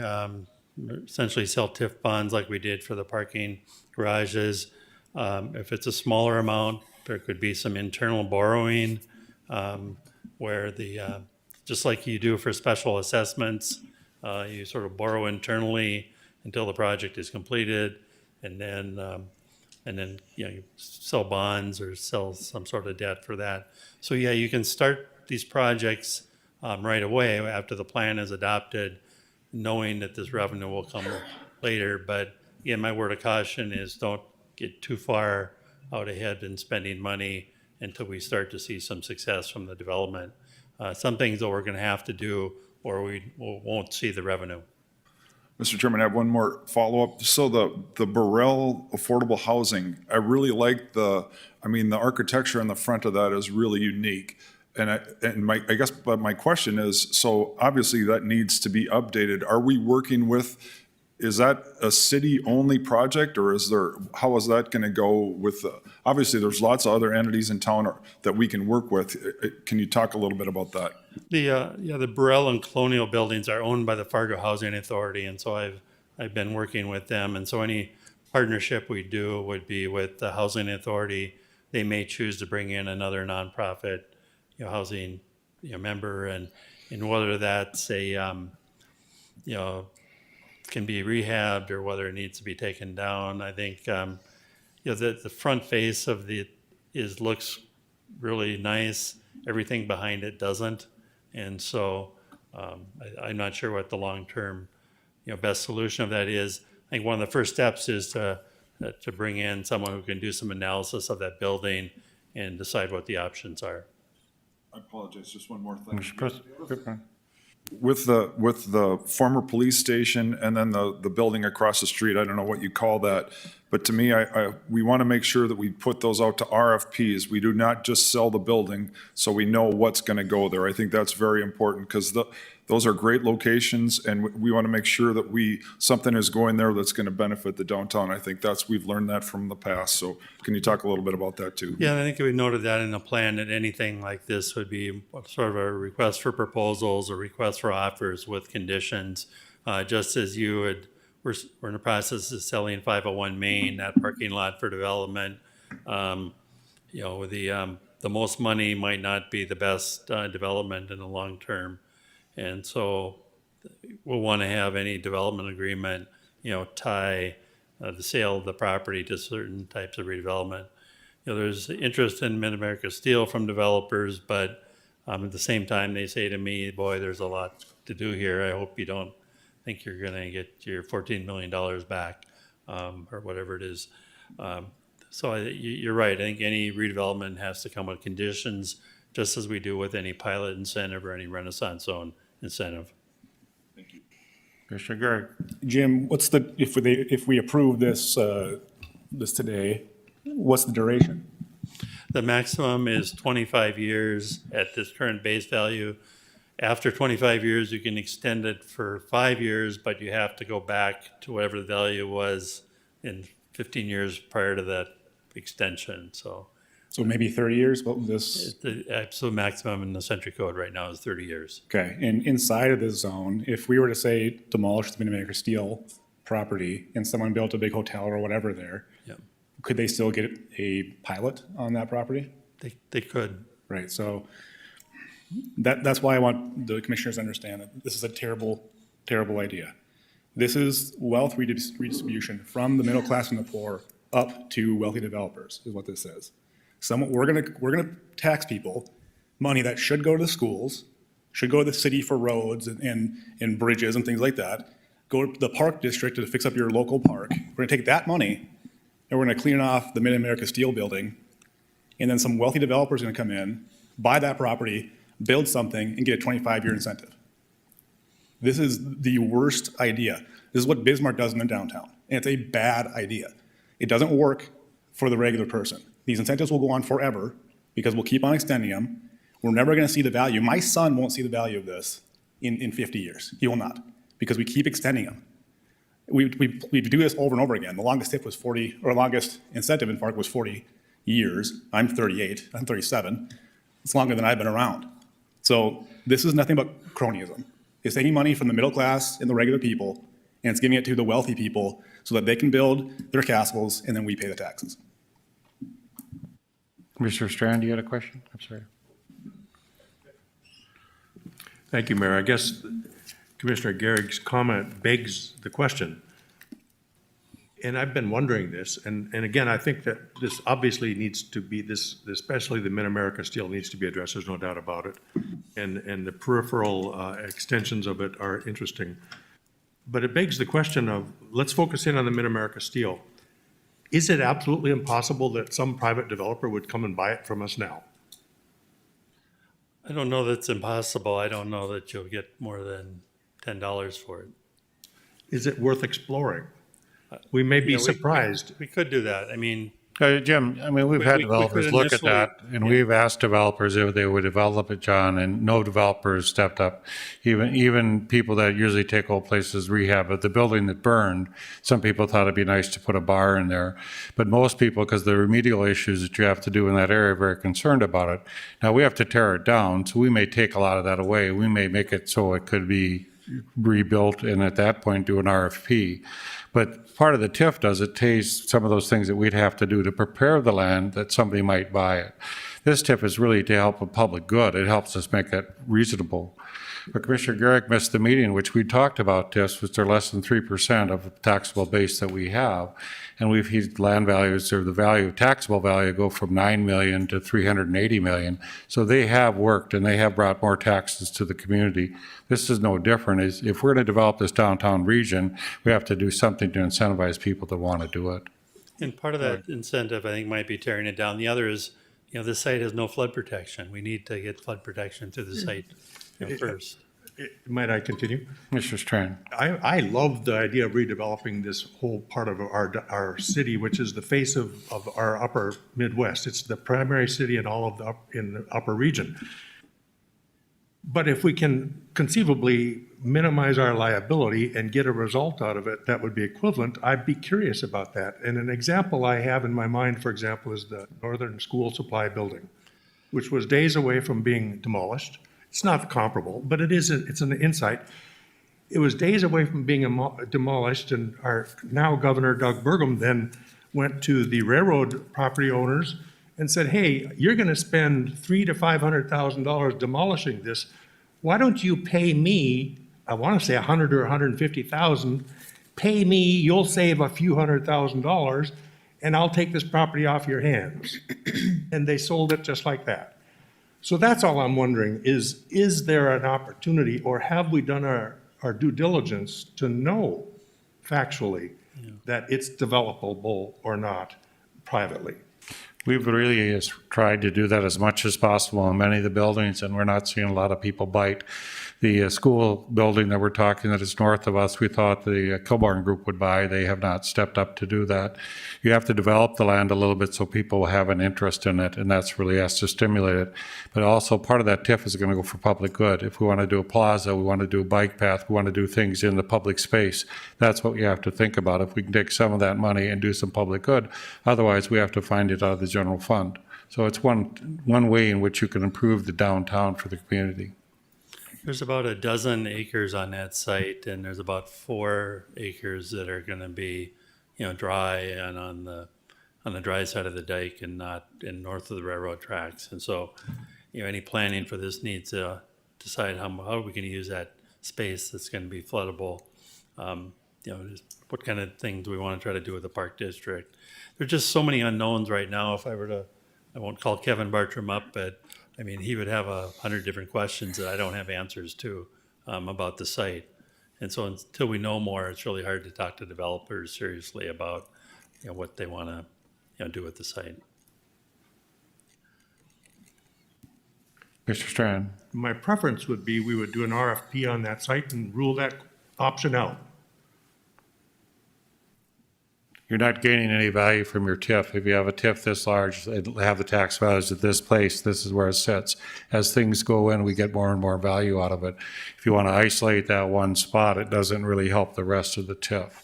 So you can still do an RFP, you can still do all those things. Somebody has to tear it all down, somebody has to clean it up. We're pushed to a point now where we need to clean it up. We've had a fire over there, it's a dangerous building. So the city may well have to start to do that, and we may have some of the federal money able to do that at this point, John. It's still, as Jim explains it, we can put that back in the cost of the TIF and repay ourselves. You can do an RFP then, and it's cleaned up, it's ready to go. You get the same effect. Yeah, and adopting this plan does not preclude us from going out in a few months and saying, you know, we want a proposal from a developer to acquire this site and build us a flood wall, and see if anyone answers the call. That helps me, thank you. Commissioner Pepcorn. So, Mr. Chair, this is just, it's like a little bit overwhelming to feel like this one vote, and then away we go. And to me, this is just the initial step. That's the way I would describe it. But if you look on there, there's a lot of things. The high rise, that's low income housing. If you look, anyway, there's several on here that are very important that are to go 2030. We want to have more housing downtown. We want to have more workforce housing. We want to have more low income housing downtown. But you have to make sure, I think that's part of our responsibility, to make sure that we monitor this. And just what I talked about, selling some of these properties that the city owns, this is just the first step. But this is going to set the tone for our downtown for 100 years or 200 years. That's what I believe. I think it's very important. And this will, all the flat parking lots in downtown Fargo, they got to go. 50 years from now, they're all going to be gone. And there's going to be housing, and there's going to be parks, and there's going to be a vibrant downtown. Like you said, this isn't just the downtown for Fargo. This is the downtown for eastern North Dakota and western Minnesota. And so we want to keep it vibrant and going. And this TIF is very important. And it's going to set the tone for our downtown for long after we're gone. And I will say about Commissioner Gehrig's thing, we've become much more disciplined about ending our TIFs. He always gives this worst case example of the one that was long before we were here. Right now, ours are regularly expiring. We're doing a very good job of making sure. And then this is critical for our downtown's future. It's going to set the tone for a long time. Thank you. Commissioner Preston and then Commissioner Gehrig.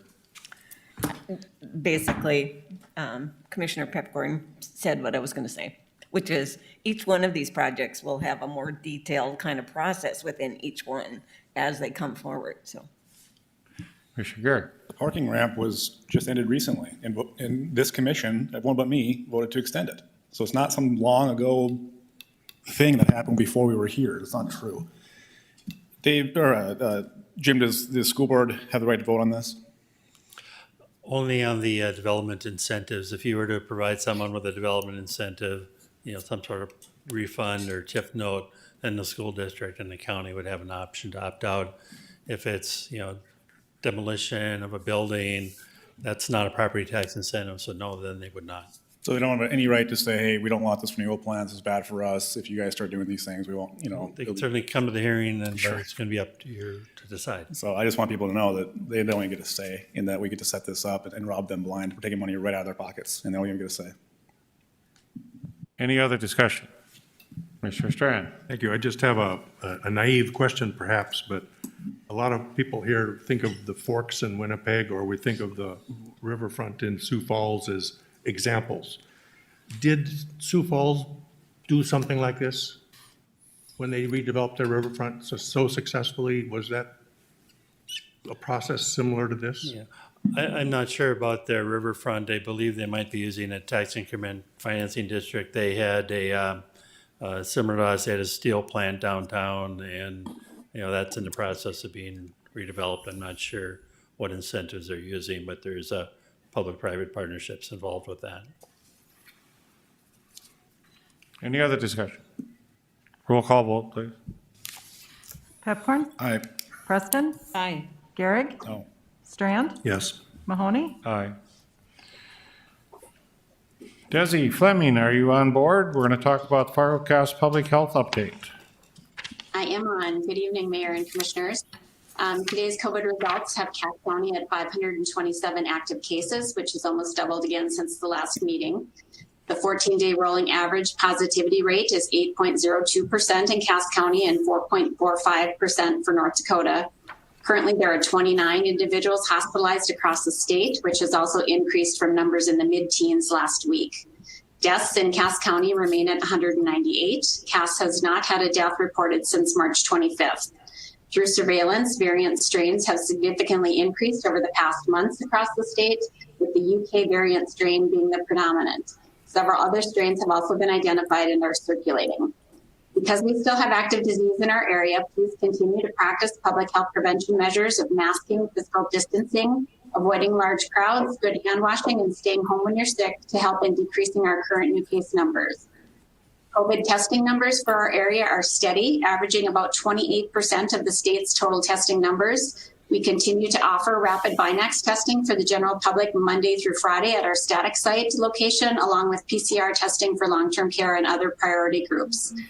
Fargo Cass Public Health remains very busy with our vaccination efforts. As of Sunday, there have been just under 107,000 vaccines given in Cass County, representing a 49% first dose coverage rate overall and a 31.7% fully vaccinated rate. Fargo Cass Public Health has given 36,000 of that total, which is just over 34% of the vaccines given in Cass County. Vaccines are currently open to anyone 16 years of age and over in our community, and there are many opportunities to receive vaccine. At this time, I want to encourage everyone to consider vaccinations, as this will help us move forward. If we wait for natural infection to happen rather than vaccinations, we will likely see this pandemic extend out longer than if we get more of the community vaccinated. So do your research using credible sources, visit with your primary medical provider, and make an informed decision on vaccination. A collective effort by all of those that can get vaccinated will get us to a higher level of immunity faster and closer to a new normal. Thank you. I can take any questions. Any commissioners have any questions of Desi today? Mr. Chairman? Commissioner Preston. Desi, can you give us some information about what's happening with the schools? Are they all open and no, a bunch of cases coming from any particular school? We have had outbreaks in schools. So there have been some local schools that have done some distance learning due to some positive cases. We continue to see a lot of our cases that are in that younger, not vaccinated population. So our goal is really to get as many people vaccinated as we can, anyone 16 and up. We've been talking with the schools about if they would like us to come out and do vaccination efforts, or if they can have people come to our static site. But yeah, it definitely, that younger mobile age group is still one of our areas of concern that we need to get more vaccinations in. Do you know the percentage of vaccinations done with the teacher group and then also the essential worker group? Where are we with those two?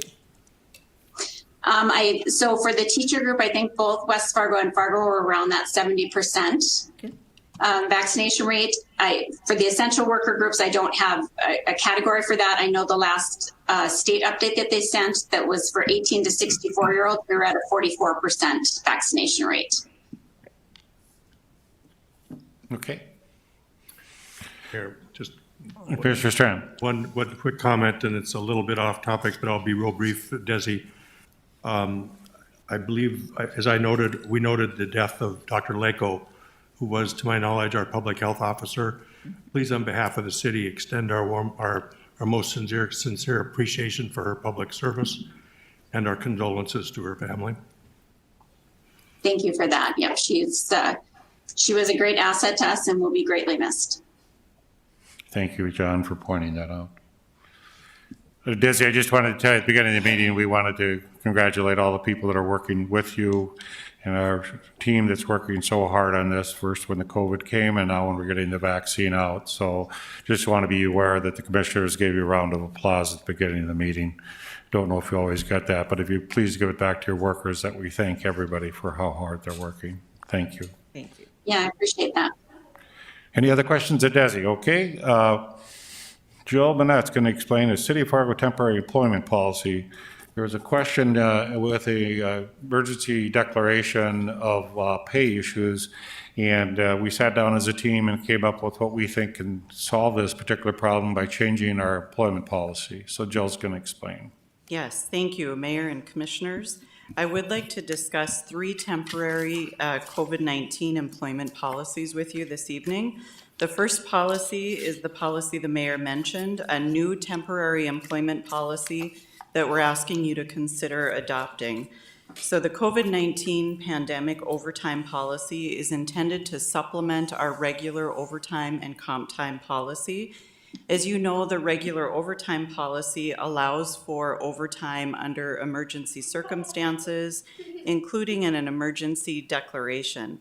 So with the discussion this evening related to the emergency declaration, we thought it was important to have a temporary policy in place to authorize overtime for our non-exempt and our exempt employees working on pandemic-related functions.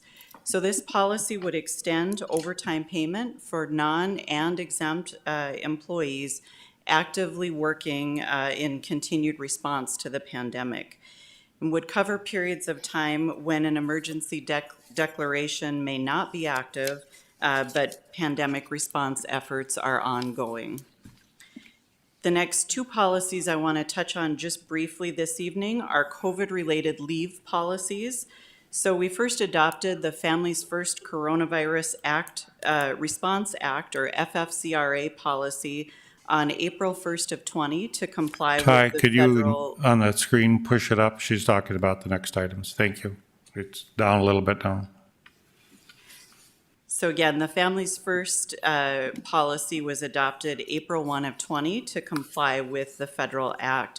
And while FFCRA, or Families First, expired December 31st of 20, we continued voluntarily offering paid leave under FFCRA based on guidance from the Department of Labor at that time. And we would like to continue offering Families First leave through May 30th of this year, and then discontinue this temporary policy at this time. Or at that time, I should say, May 30th. So by the end of May, we anticipate our entire workforce will have had the opportunity for vaccination, and the need for this leave should be significantly diminished. And the third temporary policy, just want to very briefly touch on, is our emergency paid leave, or EPL policy. We'd like to discontinue this temporary policy effective today. The temp policy was first adopted in March of 20 and then was reinstated in November of 20 in order to support our departmental continuity of operation plans and our staffing rotations that were necessary at that time.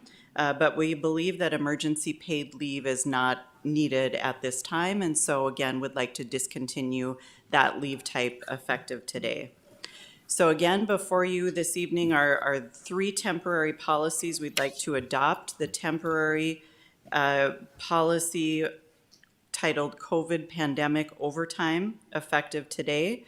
We'd like to continue Families First policy through May 30th of this year. And we'd like to repeal the emergency paid leave policy effective today. And I'm happy to answer any questions that you have on these policies. Questions of Jill. Mr. Preston? Jill, do we know the percentage of employees who are vaccinated? Are we pretty fully vaccinated? We know that vaccine has been widely available to our employees over the last couple of weeks. We have not asked our employees to voluntarily self-report at this time, so we really don't know a definitive number on in terms of how many have been vaccinated. Any other questions? Do I have a motion? I move the recommended. Is there a second? Second. Eric and Strand are the movers. Any discussion? Now, I've consulted our attorneys, I've consulted HR, all the different departments, and this is what we came up as a policy way of fixing an issue that we had on emergency declarations. And Kent nodded his head that it was okay to do this because he has talked to the people in FEMA and continue to get compensation for that. So I'm very strongly in favor of this as well. Roll call, please. Garrick? Yes. Strand? Yes. Pepcorn? Aye. Preston? Aye. Mahoney? Aye. Next item of business is emergency declaration termination. In reviewing all that's gone on, we did a actual emergency state of emergency April 6, 2020. We will be to a year tomorrow if that same thing would happen. We've been all working very vigorously as a commission to get through this pandemic, and we're getting on to the final hump, we feel. Next slide, please. Do you have my wastewater stuff there, Ty? So one of the things that I watch and been watching all along as we get through this is, are we testing as much, or if we're not testing as much? So one of the things we are testing is our wastewater. So you can have the virus in our community, and one of the ways you can track that is wastewater. So people excrete the virus and you'll find it in the wastewater. So if you look at the brown line, that's what we've been tracking as the wastewater numbers. And you can see last week when we had a bounce again in the numbers clinically in the community, we saw that go up and now it's coming back down. So the true incident in our community, next slide, is probably running at a much lower rate than we have had in the past. This does the same thing on a weekly average, less than 40. So it's kind of a guide to thought if I otherwise would ask the whole public to take COVID testing and get a better idea of what the prevalence of the virus is in the community. Right now we're doing testing oftentimes on contacts or close contacts, and the number will be higher. We run at 8% right now. So it's my belief that actually the virus is in lower numbers, and as Desi pointed out, the more people we get vaccinated, the better we'll be. Well, now we're in a different place than we've ever been in this community. We have more vaccine than we can give because not enough people are coming in to get the vaccine. Next slide. So what I did is I pushed the Cass County again. They've always worked really hard for us, Fargo County Public Health. And we said, how about we have a walk-in time in which anybody who wants to get the virus can get it. So Fargo Cass Public Health, Essentia Health, and Sanford Health have all volunteered to do walk-in clinics at these times. So you would be able to go over to Gordman's and get the vaccine as a walk-in, not even if you'd pre-registered. They'll sign you up and they'll give you the vaccine. And we have close to 3,000 extra vaccines to give out this week. And we can ask the state for even more next week if we need to. What we're seeing a little bit out there is not everybody's coming in to get their vaccine. And if we're at about 50%, we'd like to drive those numbers to 20% of the community gets the vaccine. So just so everybody knows, we're going to try this, see how it does at walk-in clinics. We also ask if there's any business of over 500 employees, we will have the nurses come out to your site and give the vaccine if you would like us to do that. Both health systems have volunteered as well as public health as well. If there's any ideas anybody has as where's a way to get two people to get the vaccine to them, we're happy to hear those ideas because we want people to get vaccinated. And what will happen now is we probably will have more and more vaccine available. Next slide. If you want to try to figure out where you can find a vaccine and where you can get it, as you know, pharmacies give it, doctors' offices give it. It seems like everybody's giving it now. These are 3 different sites in which you can go to find out if you could get your vaccine. And I just, as a commission, I think we're strongly urging people, please get the vaccine. Nobody has died in Cass County from getting the vaccine. People have had some reactions to it, but they survived it. But the important thing about a vaccine is that it's very unlikely you will have death if you get a vaccine. You usually will have a milder disease. If you've had COVID and you get the vaccine, it also helps protect you from the variants. And so it's really important that people think about it, and if you're going to get it, let's get it. And then we get back to a good summer this summer. On the motion as far as emergency declaration, I'm putting forth that I think we can declare it over at this time, following the rules as emergency declarations. If I would need an emergency declaration in the future, it would be called out and this commission would be informed and you would vote on that if I had to do it in the future. I think we're at a point, yes, we could extend it, but I think we're at a point that we could drop it and then see what happens going forward. And it could be brought to this commission at any time if conditions bring forth that something like that would happen. And I think I have a clear message from the commission. If I would do an emergency declaration, let's have a meeting the next day and talk about it if we could, so all you commissioners know what's going on and could approve me going forward. Commissioner Strand. Oh, I thought you had your hand. Do I have a motion? Mr. Chairman, I would move to approve. Is there a second? Second. Can I make a comment? Commissioner Preston. I think it would be so important because I'm assuming this is going to probably go out in a press release, that we preface it with, yes, but This doesn't mean you can walk away from masks or physical distancing. We just have to keep emphasizing that, it seems to me. Very much so. Commissioner Strand. A simple question. For example, we multiple times modified the ability to order food and have it delivered to your home and have drinks delivered with it. Where are we at with that now? And is that expiring too, or can we continue some of those? There are some things we did that might be considerations going forward to continue. Well, we got Eric Johnson back from his vacation. He can answer us that question. You're taxing my memory here. I thought that we modified the takeout order moratorium to a date certain, but I'm struggling to recall exactly what that date certain was, or did we not? It was, to my recollection, it was to the end of the emergency. Yeah, I think it was. But to your point, John, we should make those laws go away. The ones that restrict those things, let's change those. They are working. No one's complaining, and they're all enjoying it. So the takeout, the delivery, I think these are all things we should keep, and we should ask our lawyers to take a look at those specific laws and then bring them to us so we can be changed for permanent use. But if that's the case, then terminating this would effectively terminate the temporary moratorium for takeout. Seriously, that's disrespectful. We have commotion. This isn't a daycare, it's a city commission meeting. Seriously. Might I ask, Mayor, help me recall, how many temporary type of orders did we initiate? I remember that one, kind of, sort of. John, as I recall, it's basically a liquor one, and it was to go out when the emergency declaration goes off. I think what you could do if you wanted is to allow Eric a week to come up with a different recommendation as far as if you're going to extend it further. Your wish to continue to extend that? So, Mr. Chair, the main thing, I think most of the restaurants would want to have it's much more profitable to have customers in the restaurants if they're allowed. That was the main reason that we extended that, was to allow them to survive. They would much prefer to have people coming in.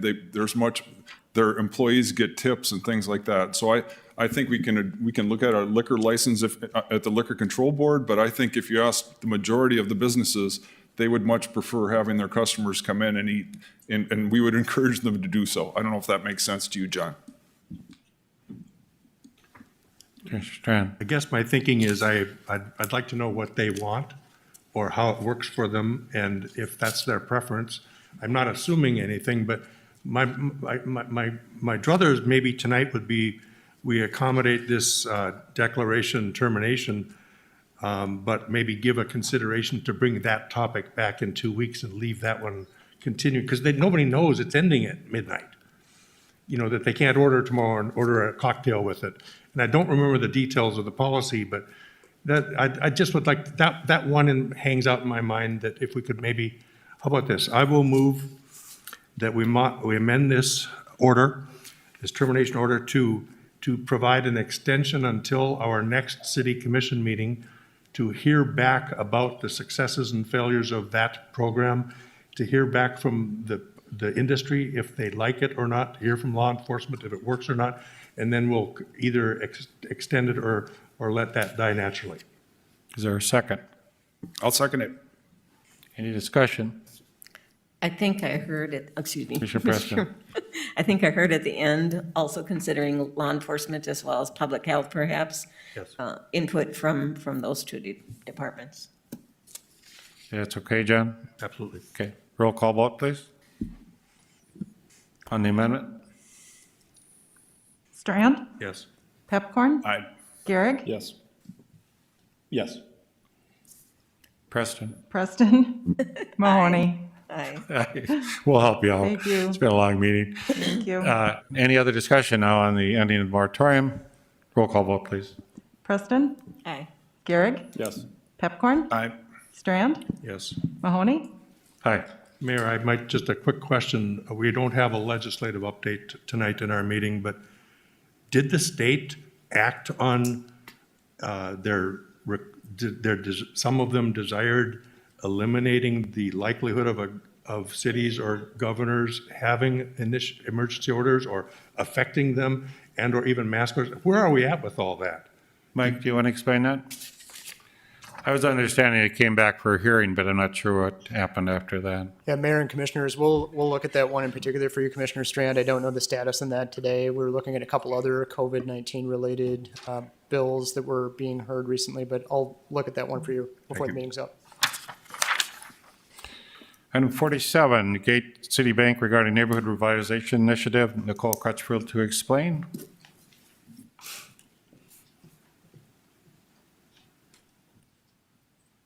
Good evening, Mayor and Commissioners. I'm in front of you tonight to announce the Gate City Bank is going live with their NRI program, the Neighborhood Revitalization Initiative. Nothing's really changed from years past that you've seen. Usually we have the big check and the handoff, and we don't really have that this year. But instead, we'll be sending out a press release and coordinating with the Gate City Bank staff. The program still is the same in terms of the assessed value must be less than $250,000, and looking for program amounts of project amounts between $10,000 and $75,000. And so I'd be glad to answer any questions.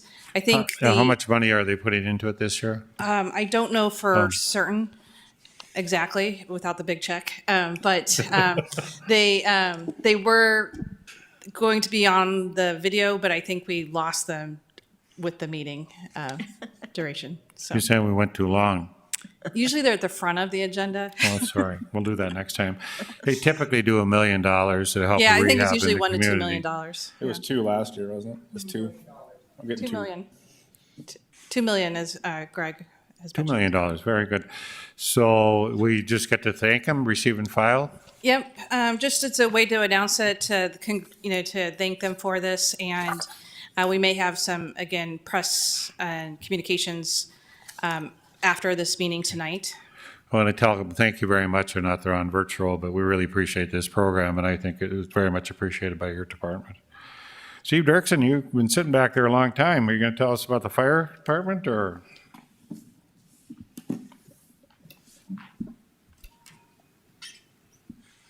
Good evening, Mayor and Commissioners. I'm not bolting out this Monday night to go to a fire, so as was reported at the last month, or last meeting.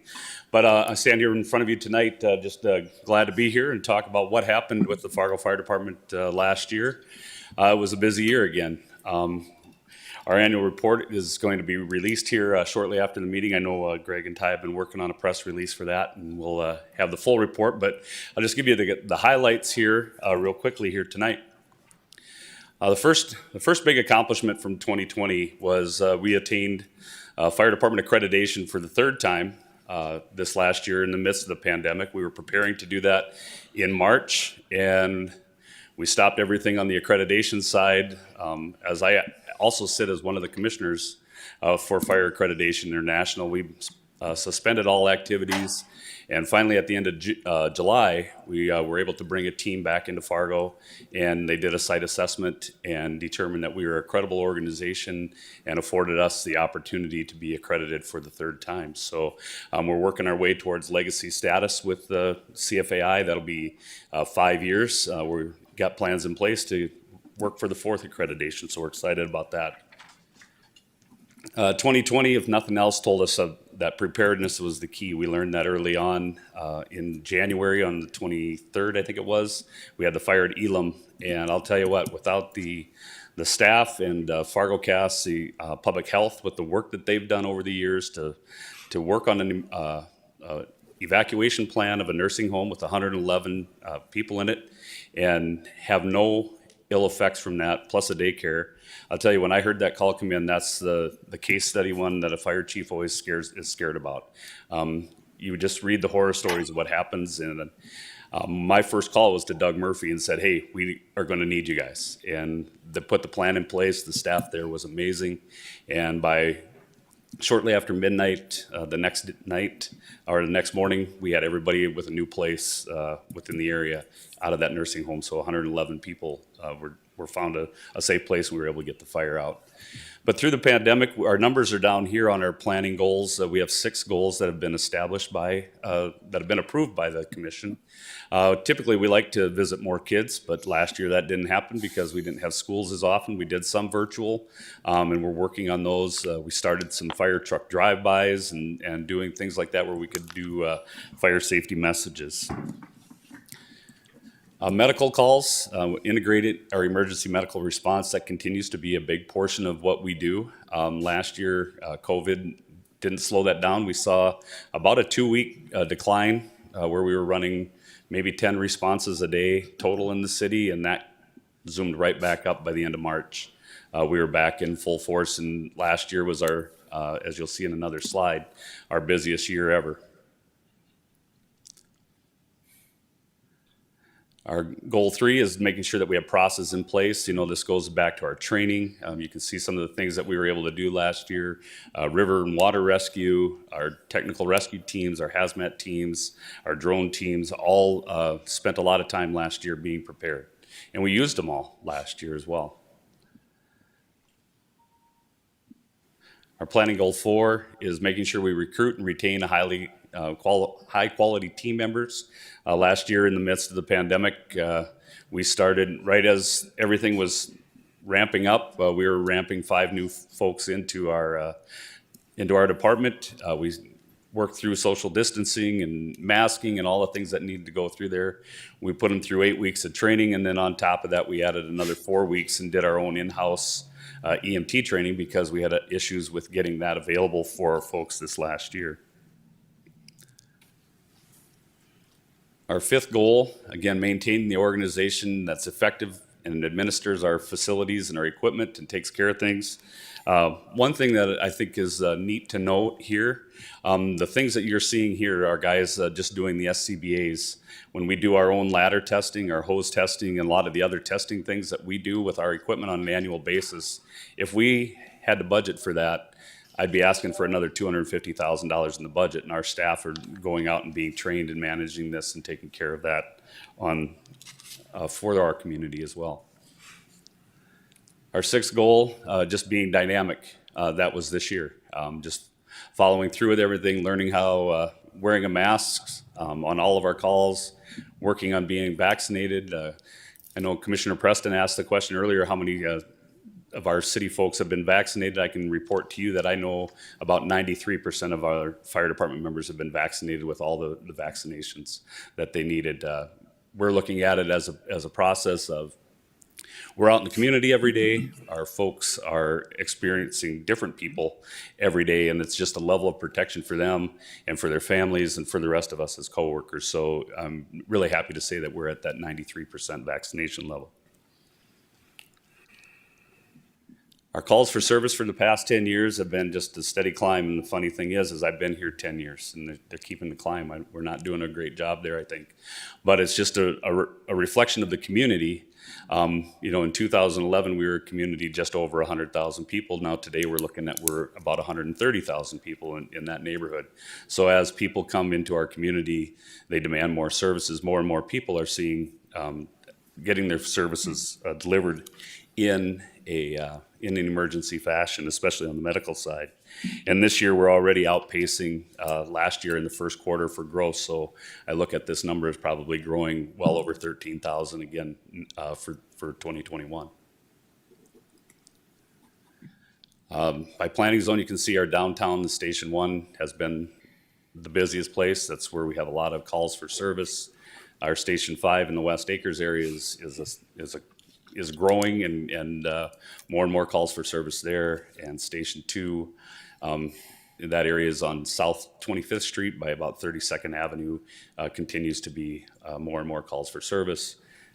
We didn't add 2 more stations. Station 8 and 9 are just presumptive ones that we use those for planning purposes, but they continue to grow as well as we build out homes. Could we kind of pretend we have a station down there that I don't have to build you one? You can pretend all you want, but it's not going to help.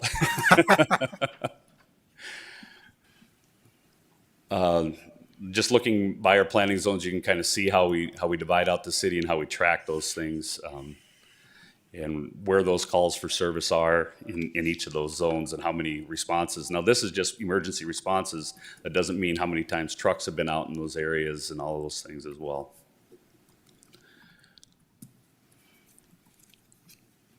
Our call types, again, EMS is the big one for us. Our fires are up about 40 fires over the previous years, and we're on track to beat that already this year again. So we're trying to figure out some of those things. Our good intent calls, people are calling just, they see smoke or hear something.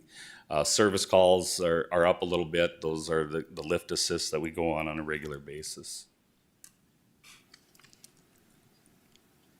Our most common types of fire, again, building fires. We saw a drop in vehicle fires, but dumpster fires were there a little bit more this last year. When we go to the next slide here, it'll talk a little bit more. Where does it start? Kitchens and balconies are big culprits in where the fires are starting. We had 2 really large fires this last year that started on the balconies on apartment buildings and displaced 2 full apartment buildings of about 24 units. Both of them came in late at night, early morning. I think one was at 2 in the morning, one was at 4 in the morning.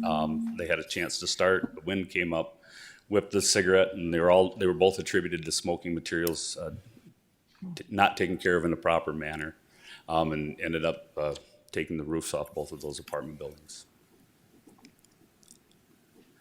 Our fire loss this last year was at $6 million. That's reflective in basically 4 major fires: Elam, the 2 apartment buildings, and the First Avenue fire that we had in late December.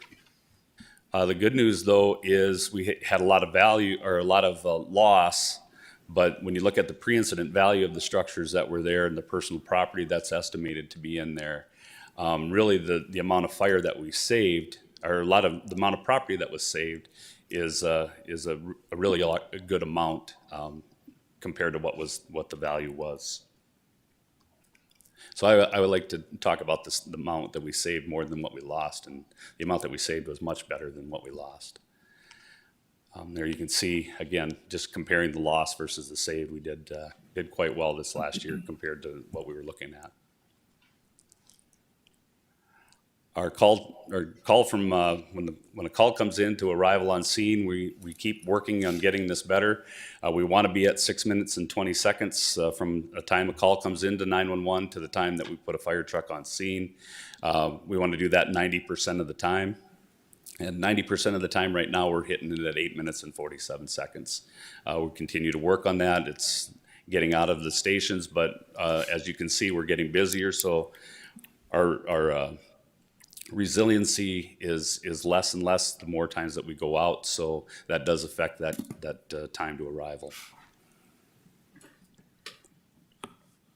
Our average response times, we're really close on the fires. The medical calls kind of pull us back. And we're really close on getting all the units on scene in a timely manner when we have a fire that we want to have there. So, our major accomplishments. This is where I want to spend just a couple seconds here. Again, the big thing is we remain an accredited agency.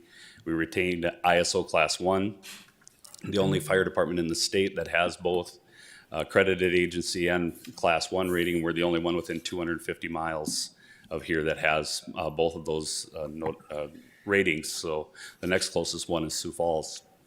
So to the average consumer, Chief, doesn't that allow their insurance rates probably to be lower? It does. A Class 1 rating is the best that you can get, and when your insurance company goes and looks at what is the rating for the city of Fargo, they base rates off of what ISO rates our community. It really works well for the average consumer down to about a Class 4, and then it really starts to affect commercial businesses as well. When the lower you get better ratings that way. The other good thing is we watched around the country this last year, and within our region, we had some fire stations that had to be closed because of COVID. We were never closed for, I think the longest we closed a station was about 12 hours while we moved the crew out, had a cleaning crew come in, disinfected the whole station and back. We never lost service. We just moved them out of the station for the time being because of the COVID positive came on the offgoing shift. So we kept the oncoming shift out of the station and got it cleaned up. We maintained all of our certifications as well during this this time with the increased call volume and not really knowing. Our folks were just incredibly resilient this year, responding to the pandemic. We had the 5 new members that joined during this whole process. We also maintained all of our training hours that are required. We inspected every commercial business within the community. That's 5,500 and some businesses got an inspection from us if they allowed us in. Some of them didn't allow us in because of COVID issues, and we understood that, and we did the best that we could with that. We got all of the fire hydrants between Public Works and Hydrants in Maine and the fire department. We flushed all 7,200 fire hydrants in the community, so all of that was done.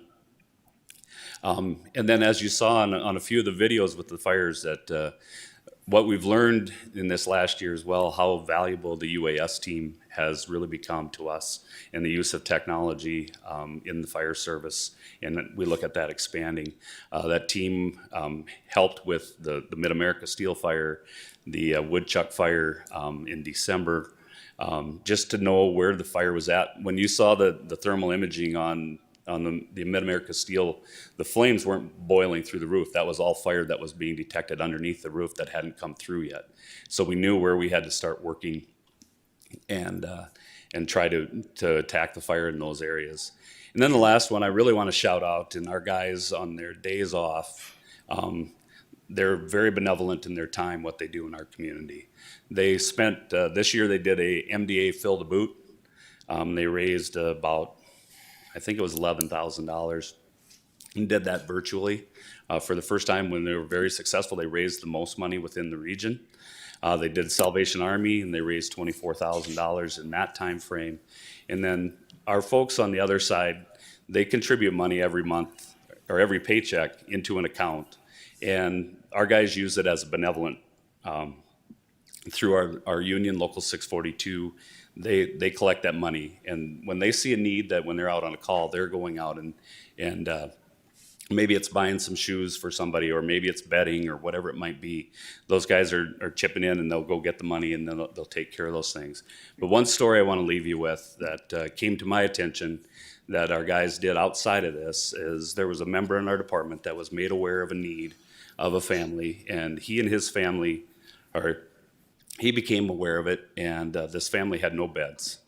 And he and his wife had an extra one, so they were gonna, they donated that to them, and he came into the station and told the other guys in the station about it.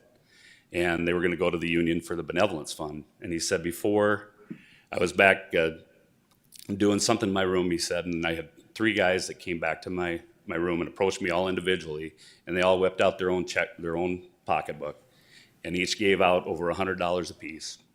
And they went out and bought beds for this family out of their own money. Just one of those things that, just a story about what great employees you have, and how much they love working here and taking care of the community. And with that, I'd have any questions that you might have. First of all, I think we'd like to give the fire department a round of applause.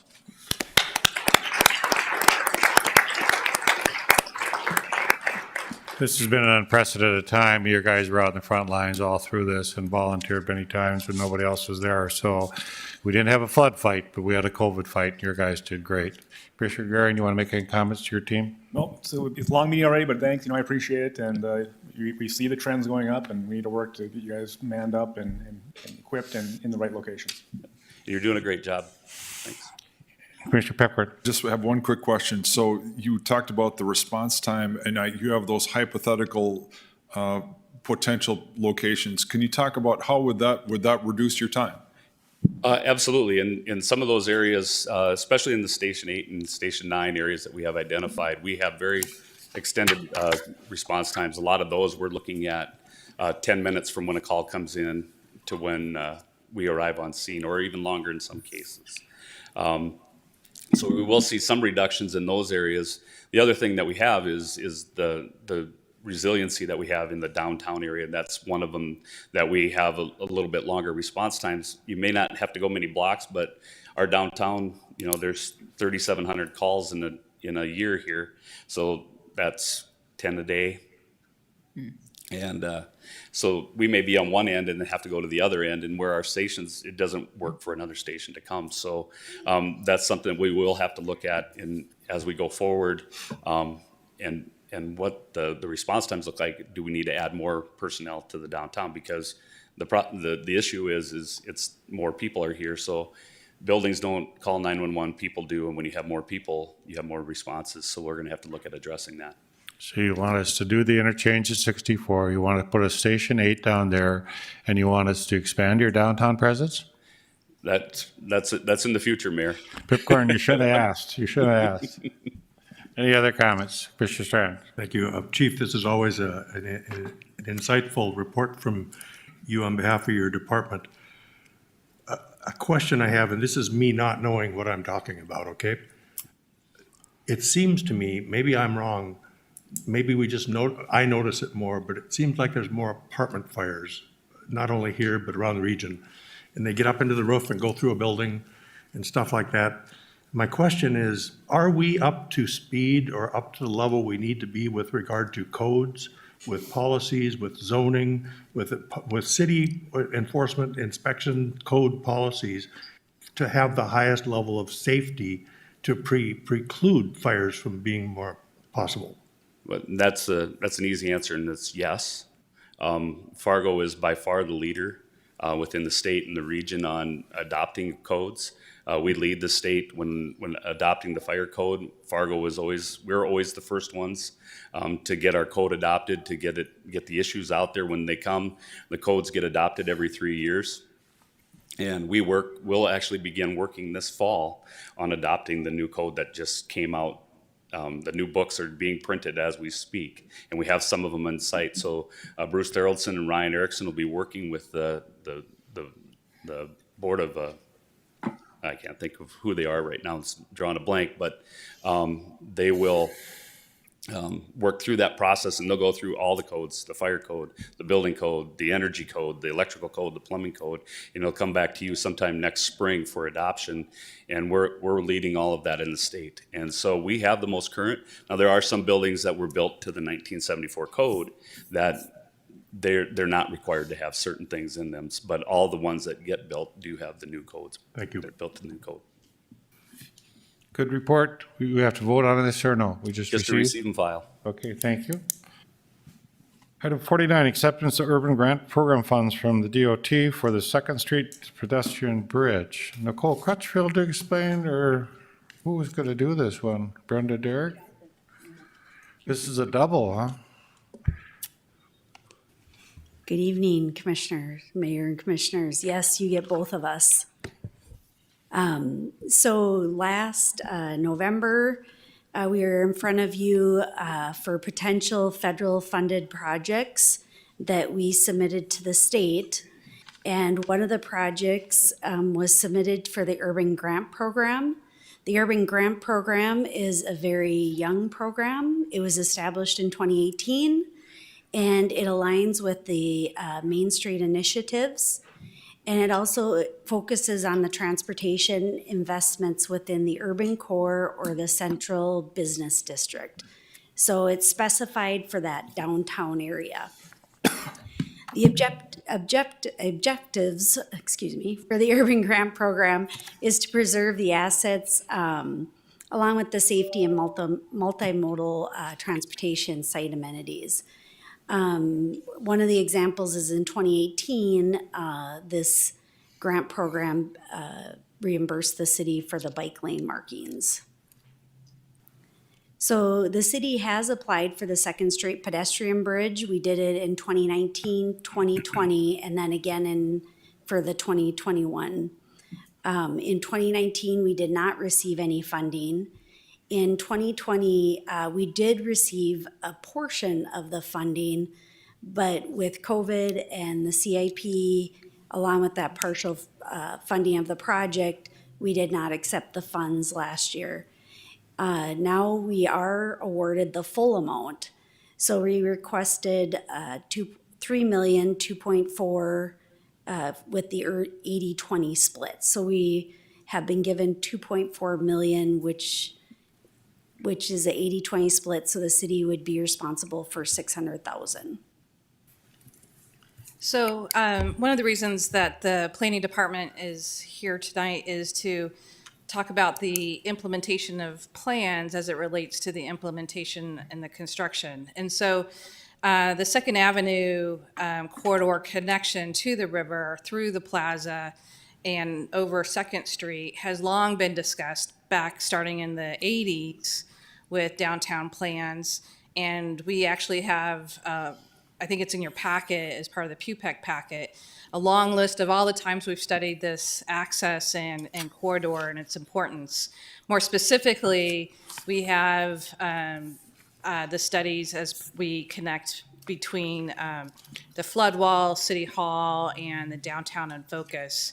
So first, as we started talking about the flood wall and making sure we didn't block that access to the river, that was part of the Houston Moore Group with SRF. Spent a couple of years laying out that coordination and construction for the flood wall. And then as part of the City Hall siting with Terry Stroh's group and HDR. And how can, you might remember seeing these renderings as part of the old City Hall. They used to sit on those podiums. And talking about that Second Avenue corridor in front of the Radisson and through. And then more recently in the Downtown in Focus plan with Scott Bishop's team and the Scott Page's team, and looking at the options for the crossings as it relates to the downtown or the Civic Plaza. Obviously, all three of these projects are kind of studies. We call them option A, B, and C is how we've started talking about it internally, is talks about all different types of bridges and ways to approach the crossing. And can go anywhere from a pedestrian bridge to an arch, iconic cable stay. And so as part of that, we want to be mindful of all the ways we've studied this in the past, and now is the exciting part of making decisions in design and implementation. So what are the next steps? First, it would be to accept the funds. So we have to notify the state that we're going to accept the funds. And then we will begin an RFP process for the design and construction implementation for 2023. Through the process, then we will be returning to the commission to discuss the different design options, along with seeking the design confirmation for the bridge. So on Monday, March 29th, we did take this forward to the Finance and PUPEC, who recommended the acceptance of the Urban Grant Program funds from the DOT. So today we are in front of you requesting the approval of accepting the 2.4 million Urban Grant Program funds. Any questions of our presenters? Mr. Gehrig? And the assumption is that the funding for the 600,000 would come from the TIF that's going to go around downtown? Is that the assumption? Well, it could be one of the options, you're correct. What are the other options? We could use sales tax. Okay. Yeah. So we would have to put it within our sales tax infrastructure Sure. funding. Right. Basically, if you go to your CIP to decide, it could come out of your CIP planning or no? Correct. Yeah, okay. Yeah. So, I mean, it's great we're getting a grant for something we absolutely don't need. We need to fix potholes. We need to fix bridges. We have actually bridges that are falling apart in Fargo, like literally falling apart, and we're going to spend it on a bridge that no one needs. So I think it's great that we're getting extra funding for it, but we need to deny it and focus on the needs, not the wants of Fargo. Commissioner Pipcorn. So, Mr. Chair, one of the questions we had, obviously Scott Bishop's bridge is pretty iconic and obviously pretty expensive. And we talked about, is there a way, maybe you've already talked to them, but there's some limitations to the flood wall and all that kind of stuff. So can you tell me with the process how it will go? But because I'm excited, I think to have an iconic pedestrian bridge is going to be a great thing for the downtown. So can you talk a little bit about that? Yeah, I think two things. One is whenever we go to the public, these plans are in response to the public coming forward and telling us what they want. So they, since the 80s, have been telling us they want this crossing and connectivity to the river. And so in terms of your response, Commissioner Pepcorn, yeah, the ranges of iconic or design significance is some of the questions we still have. I think through going out for an RFP, through all of these studies, we've been able to develop relationships with our consultants and many different teams of people and experts. And so we would like to go back out for an RFP for a specific request that would then take these ideas and form it into a design and construction plan that would go out for bid for construction, like you would see in a normal construction project. So in range, it could be anywhere from the 3 million to the 11 million. Like I can't remember exactly what Jim had penciled in into the TIF riverfront, but those decisions would be made, through discussions with you and the public. Any other discussion issues? Do I have a motion? So move. Or a second? Any further discussion? Roll call vote, please. Strand, Yes. Preston, Yes. Garrick, No. Pepcorn, Aye. Mahoney. Aye. Team okay to finish the agenda, or do you want to take a break? Want us to continue? Okay. Recommendation to change review process for request tax increment financing. Jim Gilmore to explain.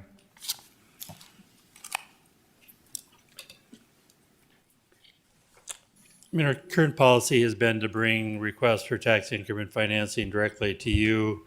When we changed the process about a year or year and a half ago, we left it the same, but then moved the review process from the Finance Committee to the Tax Exempt Review Committee. I was in visiting with the mayor and Commissioner Pepcorn, as well as the Tax Exempt Review Committee. They suggested that we start that review with the Tax Exempt Review Committee instead, since they'll also be doing that final review, so that if there's a project they don't like or like a lot, then they can give some guidance early on rather than bringing it to the city commission, as well as your meetings are quite long, and I sometimes it's hard to bring in a project when we haven't had any time to review it with the staff. So the motion, or the recommended motion, is to change the review process to start with tax exempt review. If you don't want to adopt this motion, then we do have a request that we'd like you to review this evening.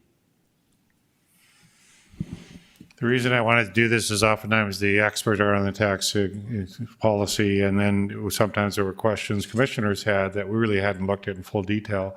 The idea would be the tax exempt committee would review it, say, yep, it qualifies, and you're going to get a full review. If they recommended it, it would come to the commissioners, and it would be following policy. Commissioner Strandy had wanted that it should follow the policy, whatever policy we land on. And it just, then it would separate out ones that we probably wouldn't do anyway. The ones that strictly hit the criteria would be the only ones that would hit the commission, and then we could vote it up or vote it down. Any other discussion? So if I could just clarify, so it would go to tax exempt review, but still come to the city? Yep. Yes. Okay. Yeah, the city commission would still make the final recommendation. It would actually go to tax exempt review twice. Of the initial review, there'd be the financial assessment. They would then make a recommendation on the specific type of exemption, and then it would come to you for a final decision. Okay, gotcha. Commissioner Garrick. So if tax exempt denied it, could that business or company or whatever come to the city commission and ask us instead? I mean, I think someone could certainly appeal to the city commission if it was denied by tax exempt. I don't see any problem with the current system. It's not saving any time. If they get denied by them, they're going to come to us, then they're going to go back to them, and then they're going to come back to us. So actually, we're adding steps in there for ones that may get denied. So we're not saving any time. We're putting a rubber stamp in the hands of unelected people, and they should come here, see if we want to look at it first, and then go back, get reviewed fully, come back to us for a final vote. That's the way it has always worked. That's the way it works now, and it's nothing wrong with that system. Actually, you are saving time because it has to come to the commission twice at the present time. If it goes through tax incentive first, and then it's recommended to this commission, then the commission can decide on it. So it only takes us one time. Very similar to all the other committee policies that we have. So in my mind, it saves the commissioners looking at it, not having any financial data, trying to figure out whether it qualifies or not. It takes that off as a headache and a vote. It allows the committee to do its work and then bring it to the commission like many of our other commissions. Commissioner Garrick. To be clear, that's if it gets approved. If it goes to tax exempt review committee and they deny it, then it comes to the city commission. Let's say we approve it, then it would go back to the tax exempt. They It do what they doesn't do go again. back if it's approved by us. No, just for the study of it though. Because if they get denied, they'd have to go back and forth, would it not? No.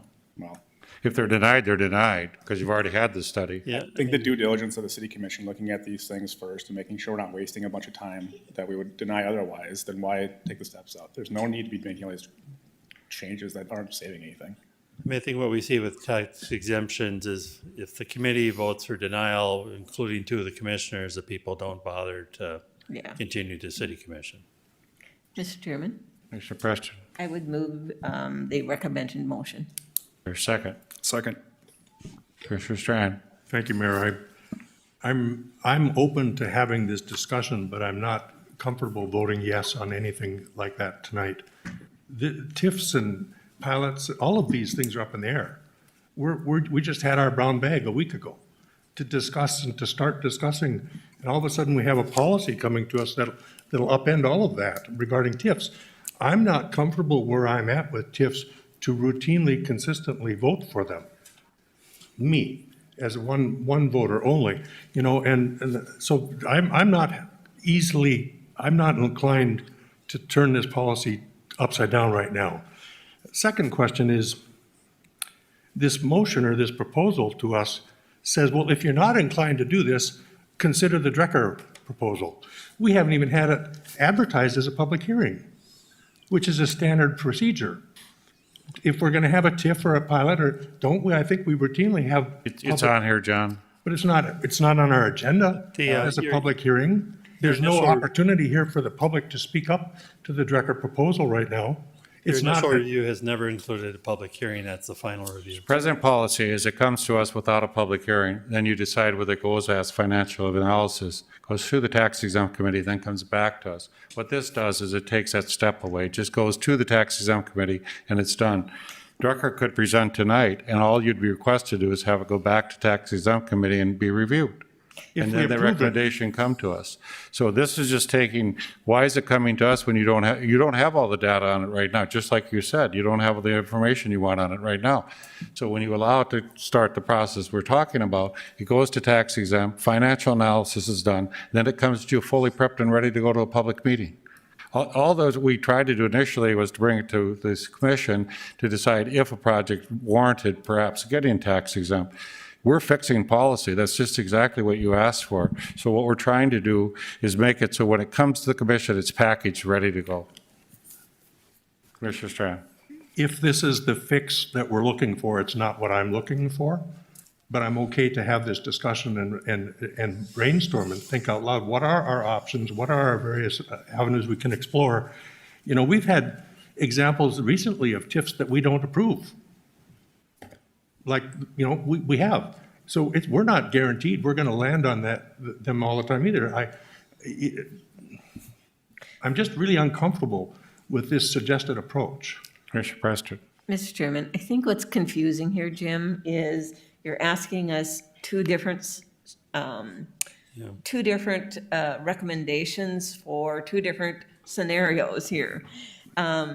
So this particular motion, is it to allow,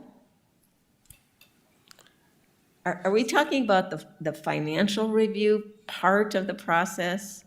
Or are you talking about the actual approval of the TIF district? It's that initial financial review that we're talking about. It's just the study. And so what we have is an applicant who is, I'd say, stuck in the pipeline. The commission has not wanted to act on any TIF requests until we do this policy. And so what the tax exempt review committee said, look, why don't we do it?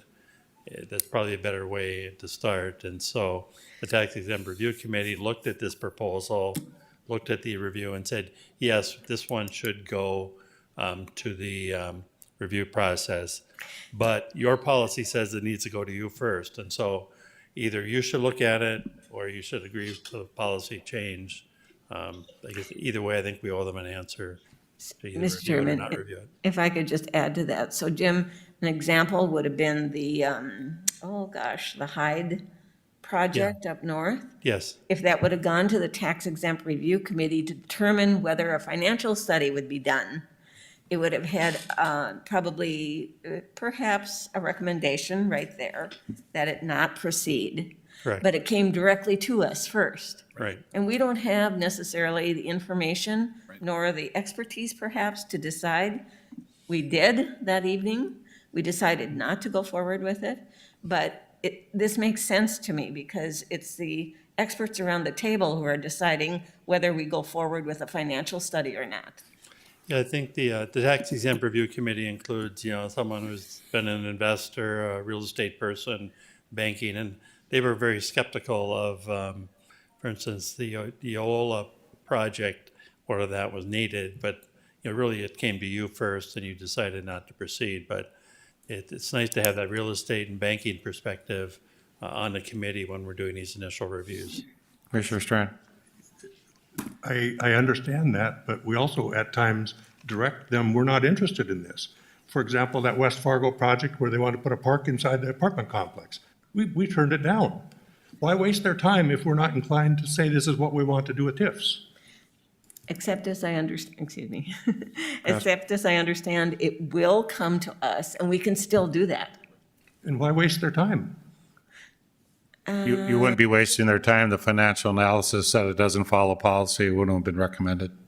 And I'm sorry to belabor this, but if in our minds the TIF isn't addressing blight, if it isn't taking away infrastructure that has to be removed for public safety, we have instances where somebody wants to put sidewalks around their project, or in this instance, it's a great project, by the way. This is a wonderful project. I can't wait to go there. I'm just not sure it's worthy of TIF support. If you think there might be contaminants under the ground, but you don't know, if you don't know how much demolition that has to be removed, but you still don't know,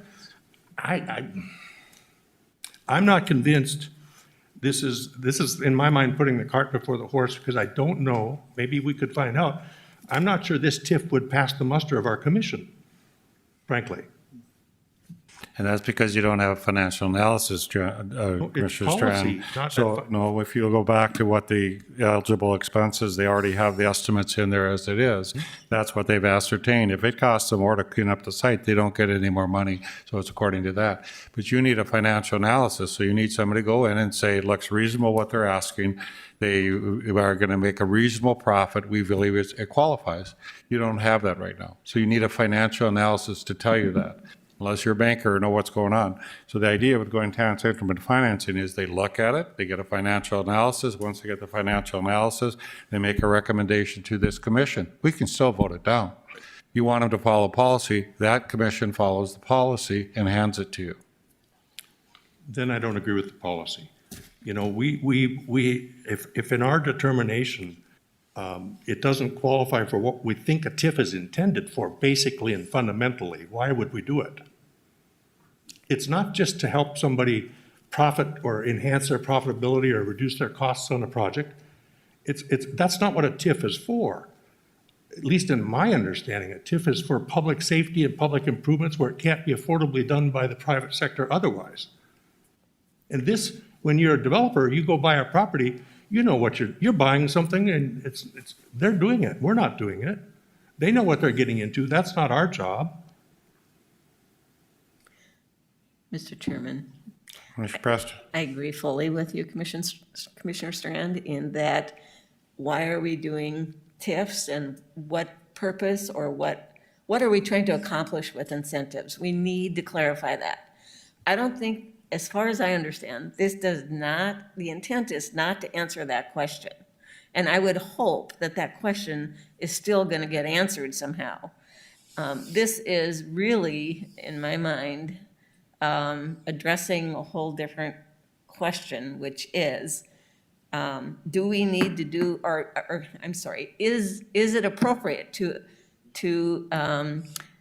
continue on with this project to have a financial study done? That's all it is. It's not as to why we're doing incentives and where should we be doing incentives. I would hope that that question is still going to get addressed. And maybe it's the timing here that's causing some concern. I think they're trying to find out if they should go this spring, or are you going to approve it in the spring so they can get started? Because I think the timing's important on this. And again, they're kind of looking for an answer. But as far as the TIF policy, I think that's something we do need to have some discussion at the committee. I mean, the way I explained to it, it seems like the city, you've been willing to provide TIFs when there's been difficult to develop sites, such as the Kmart site where there's an old building, the Oak Grove site up in the Oak Grove neighborhood where there's rubble and rundown buildings. But you have not been interested in providing TIFs when you're out on a softball complex that's easiest place to develop, or in a site on the edge of town that really doesn't have many challenges with the Hyde property. And so it seems like if I were going to say there's where the barriers are, where you're willing to do it, when you're not willing to do it, I'd like to see that put into policy so that I can answer to developers, you know, if you're proposing a TIF on the edge of town, and yes, West Fargo has a different policy, but our policy is, unless there's a difficult, you know, issue or cost, we're not likely to propose a TIF, because it would be nice to have a policy to give people better guidance. Mr. Chair? Commissioner Pipcorn. So basically what we're trying to do is this, the end of the day, the city commission still will vote on this. What this will do is give us more background information when we make that decision. That's what this all boils down to, because we send it out. You and I aren't bankers or investors, and so we have an outside group look into that. That's what this will do, to do this ahead of time before it comes to us, so we have more information. But I will say, just to boil it down, we still need to refine the tax exempt, what our policies are, but to me, it's pretty simple. The GO 2030, what do we want to have? More housing in the downtown, including low-income housing and workforce housing. That's the first thing. The second thing is high-wage jobs. That's it. It's not complicated, and we don't. I think what they found is we're not going to give incentives to developments on the edges of our town. But the downtown is what we're trying to reinvest in. We're trying, because the infrastructure is already there, and high-wage jobs. That's it. It's not very complicated. You can add more to it, but to me, that, at least from my perspective, that's what I'm looking for. Thank you. Commissioner Strand. My last comment, you know, when we vote down some of these TIFs, which we have, and you mentioned some, they're 3-2 votes, not uncommonly. So we're not unified. We're not consistently on the same page. And that West Fargo project, you know, it wasn't about finances. Principally, we didn't like what it was intended to use public funds for. So it didn't matter what the finances were. It didn't fit the principles of the guidelines that we think we're following. So we voted it down. Mr. Chair, just real quick, John, that's okay. We don't have to be unanimous. That's what makes this successful. And there's different votes with different mixes of people. That's okay. That's how our system works. And so I think if you're looking for, we all have to be unanimous, that's not how it works. So but I think it's not complicated. And I do think I recommend this because I think it's cleaning up this so we have more information by the time it gets to the city commission. That's my opinion. Thank you. Roll call vote, please. Preston? Aye. Pepcorn? Aye. Garrick? No. Strand? No. Mahoney? Aye. 51, second reading and final adoption of ordinance related restrictions on sale, service, dispensing of alcoholic beverages. First reading was 3/22/21. I think Eric Johnson is available for comment. Any questions of the commissioners? This is just really the second reading. Eric, it was passed on last one. Does it have to be revoted again? Or Nancy, I guess? Nancy, I didn't see you there. Sorry. We'll let Nancy take it. That's okay. I don't want to pull a guy after vacation. He wouldn't know anything, right? I need He was somebody, ready, but I somebody's had a offered to clear be here. mind, stayed here and suffered the last week. Yes, go ahead. I offered to be here. There isn't anything new or a change. It was just placed on regular agenda because it has been a topic of discussion in the past. So just a motion for the second reading and adoption would be appropriate. Have a motion. So moved. Is there a second?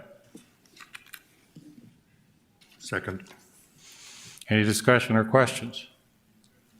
Mr. Strand. Mayor, I think just for the sake of the listening audience, if we could have just a 30-second explanation, what is this we're doing and why? Nancy, please don't sit down next time until we're done asking questions, please. I apologize. Make you walk more. Yeah, well, I can get a few steps in. Actually, this would be unusual that it was placed on regular agenda, but because of the earlier discussion, it was placed on the regular agenda. There are no changes. It is something that has been considered twice previously.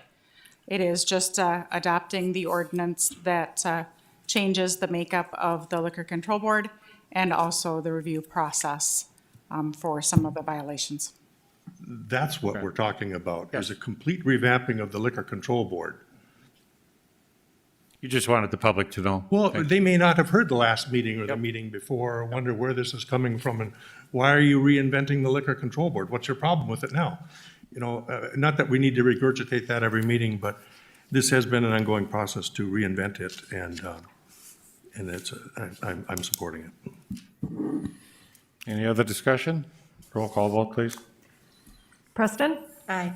Strand? Yes. Garrick? No. Pepcorn? Aye. Mahoney? Aye.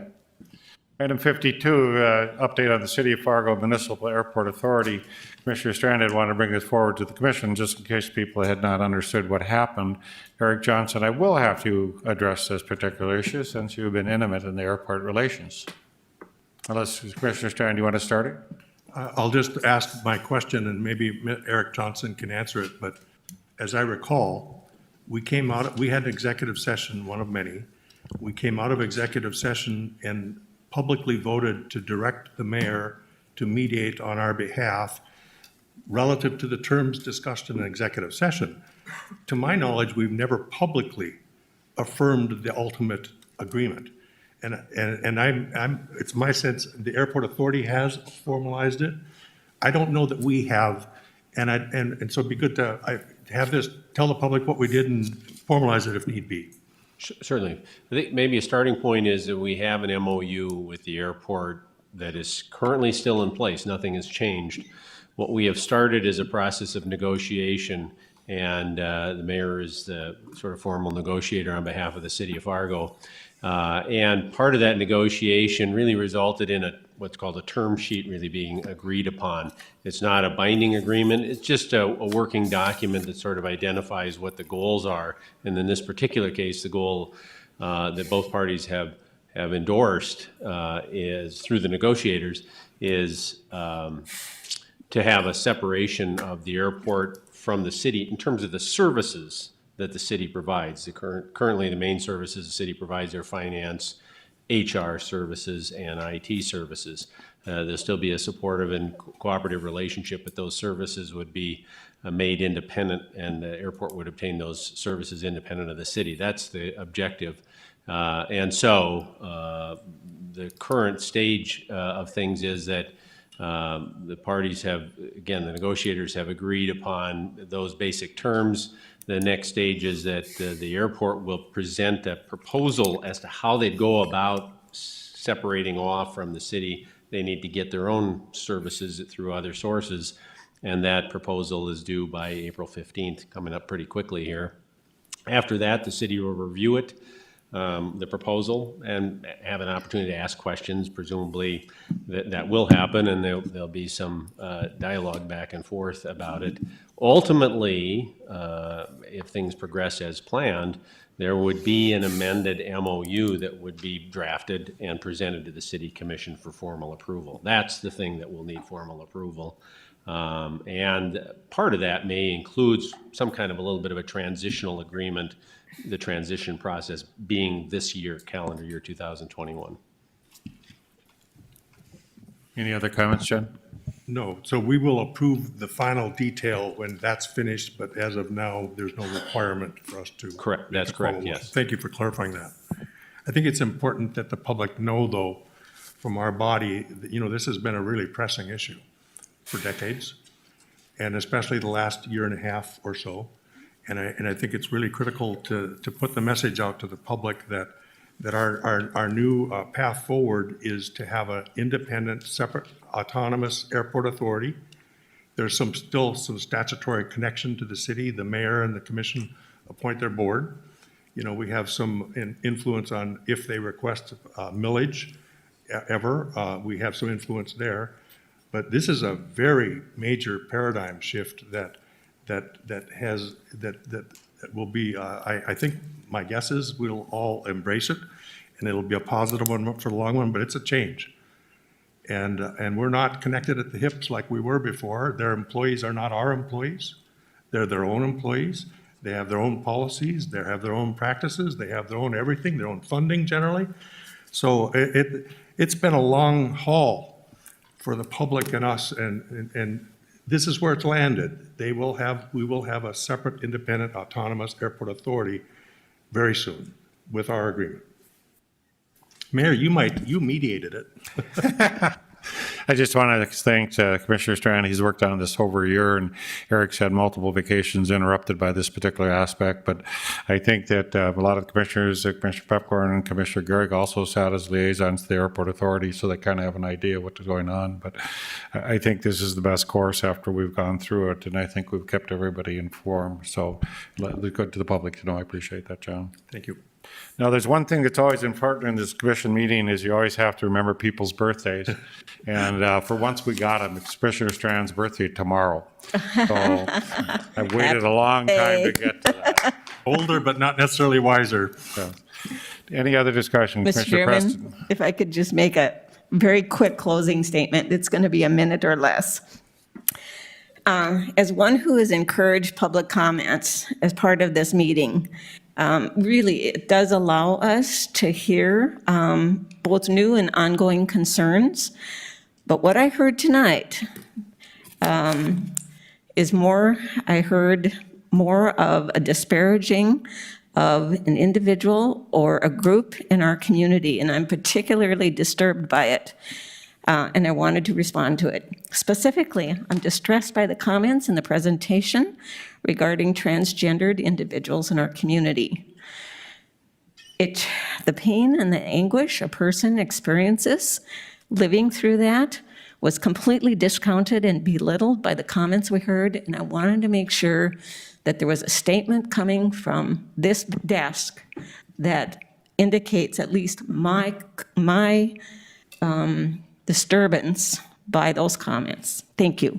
Mr. Chair, so if we're going to start doing that, I disagree with lots of the public comments. So if that's what we're going to start doing, you were the one that originated the public comments, and now to say, oh, I don't like some public comments, but I like others, that's a little disingenuous. So I object to that. To me, we have free comments. That's none of our business. It's 2.5 minutes. They can say whatever they want. I might disagree, but I don't get to comment. Isn't that correct? Unless I guess I'm confused, because now it's only some people have offended some people. So now we're going to end the public comments, or we can comment because they offend us? That doesn't really seem appropriate. Thank you. I have no comment. Move to adjourn. Second. We're adjourned. Thank you.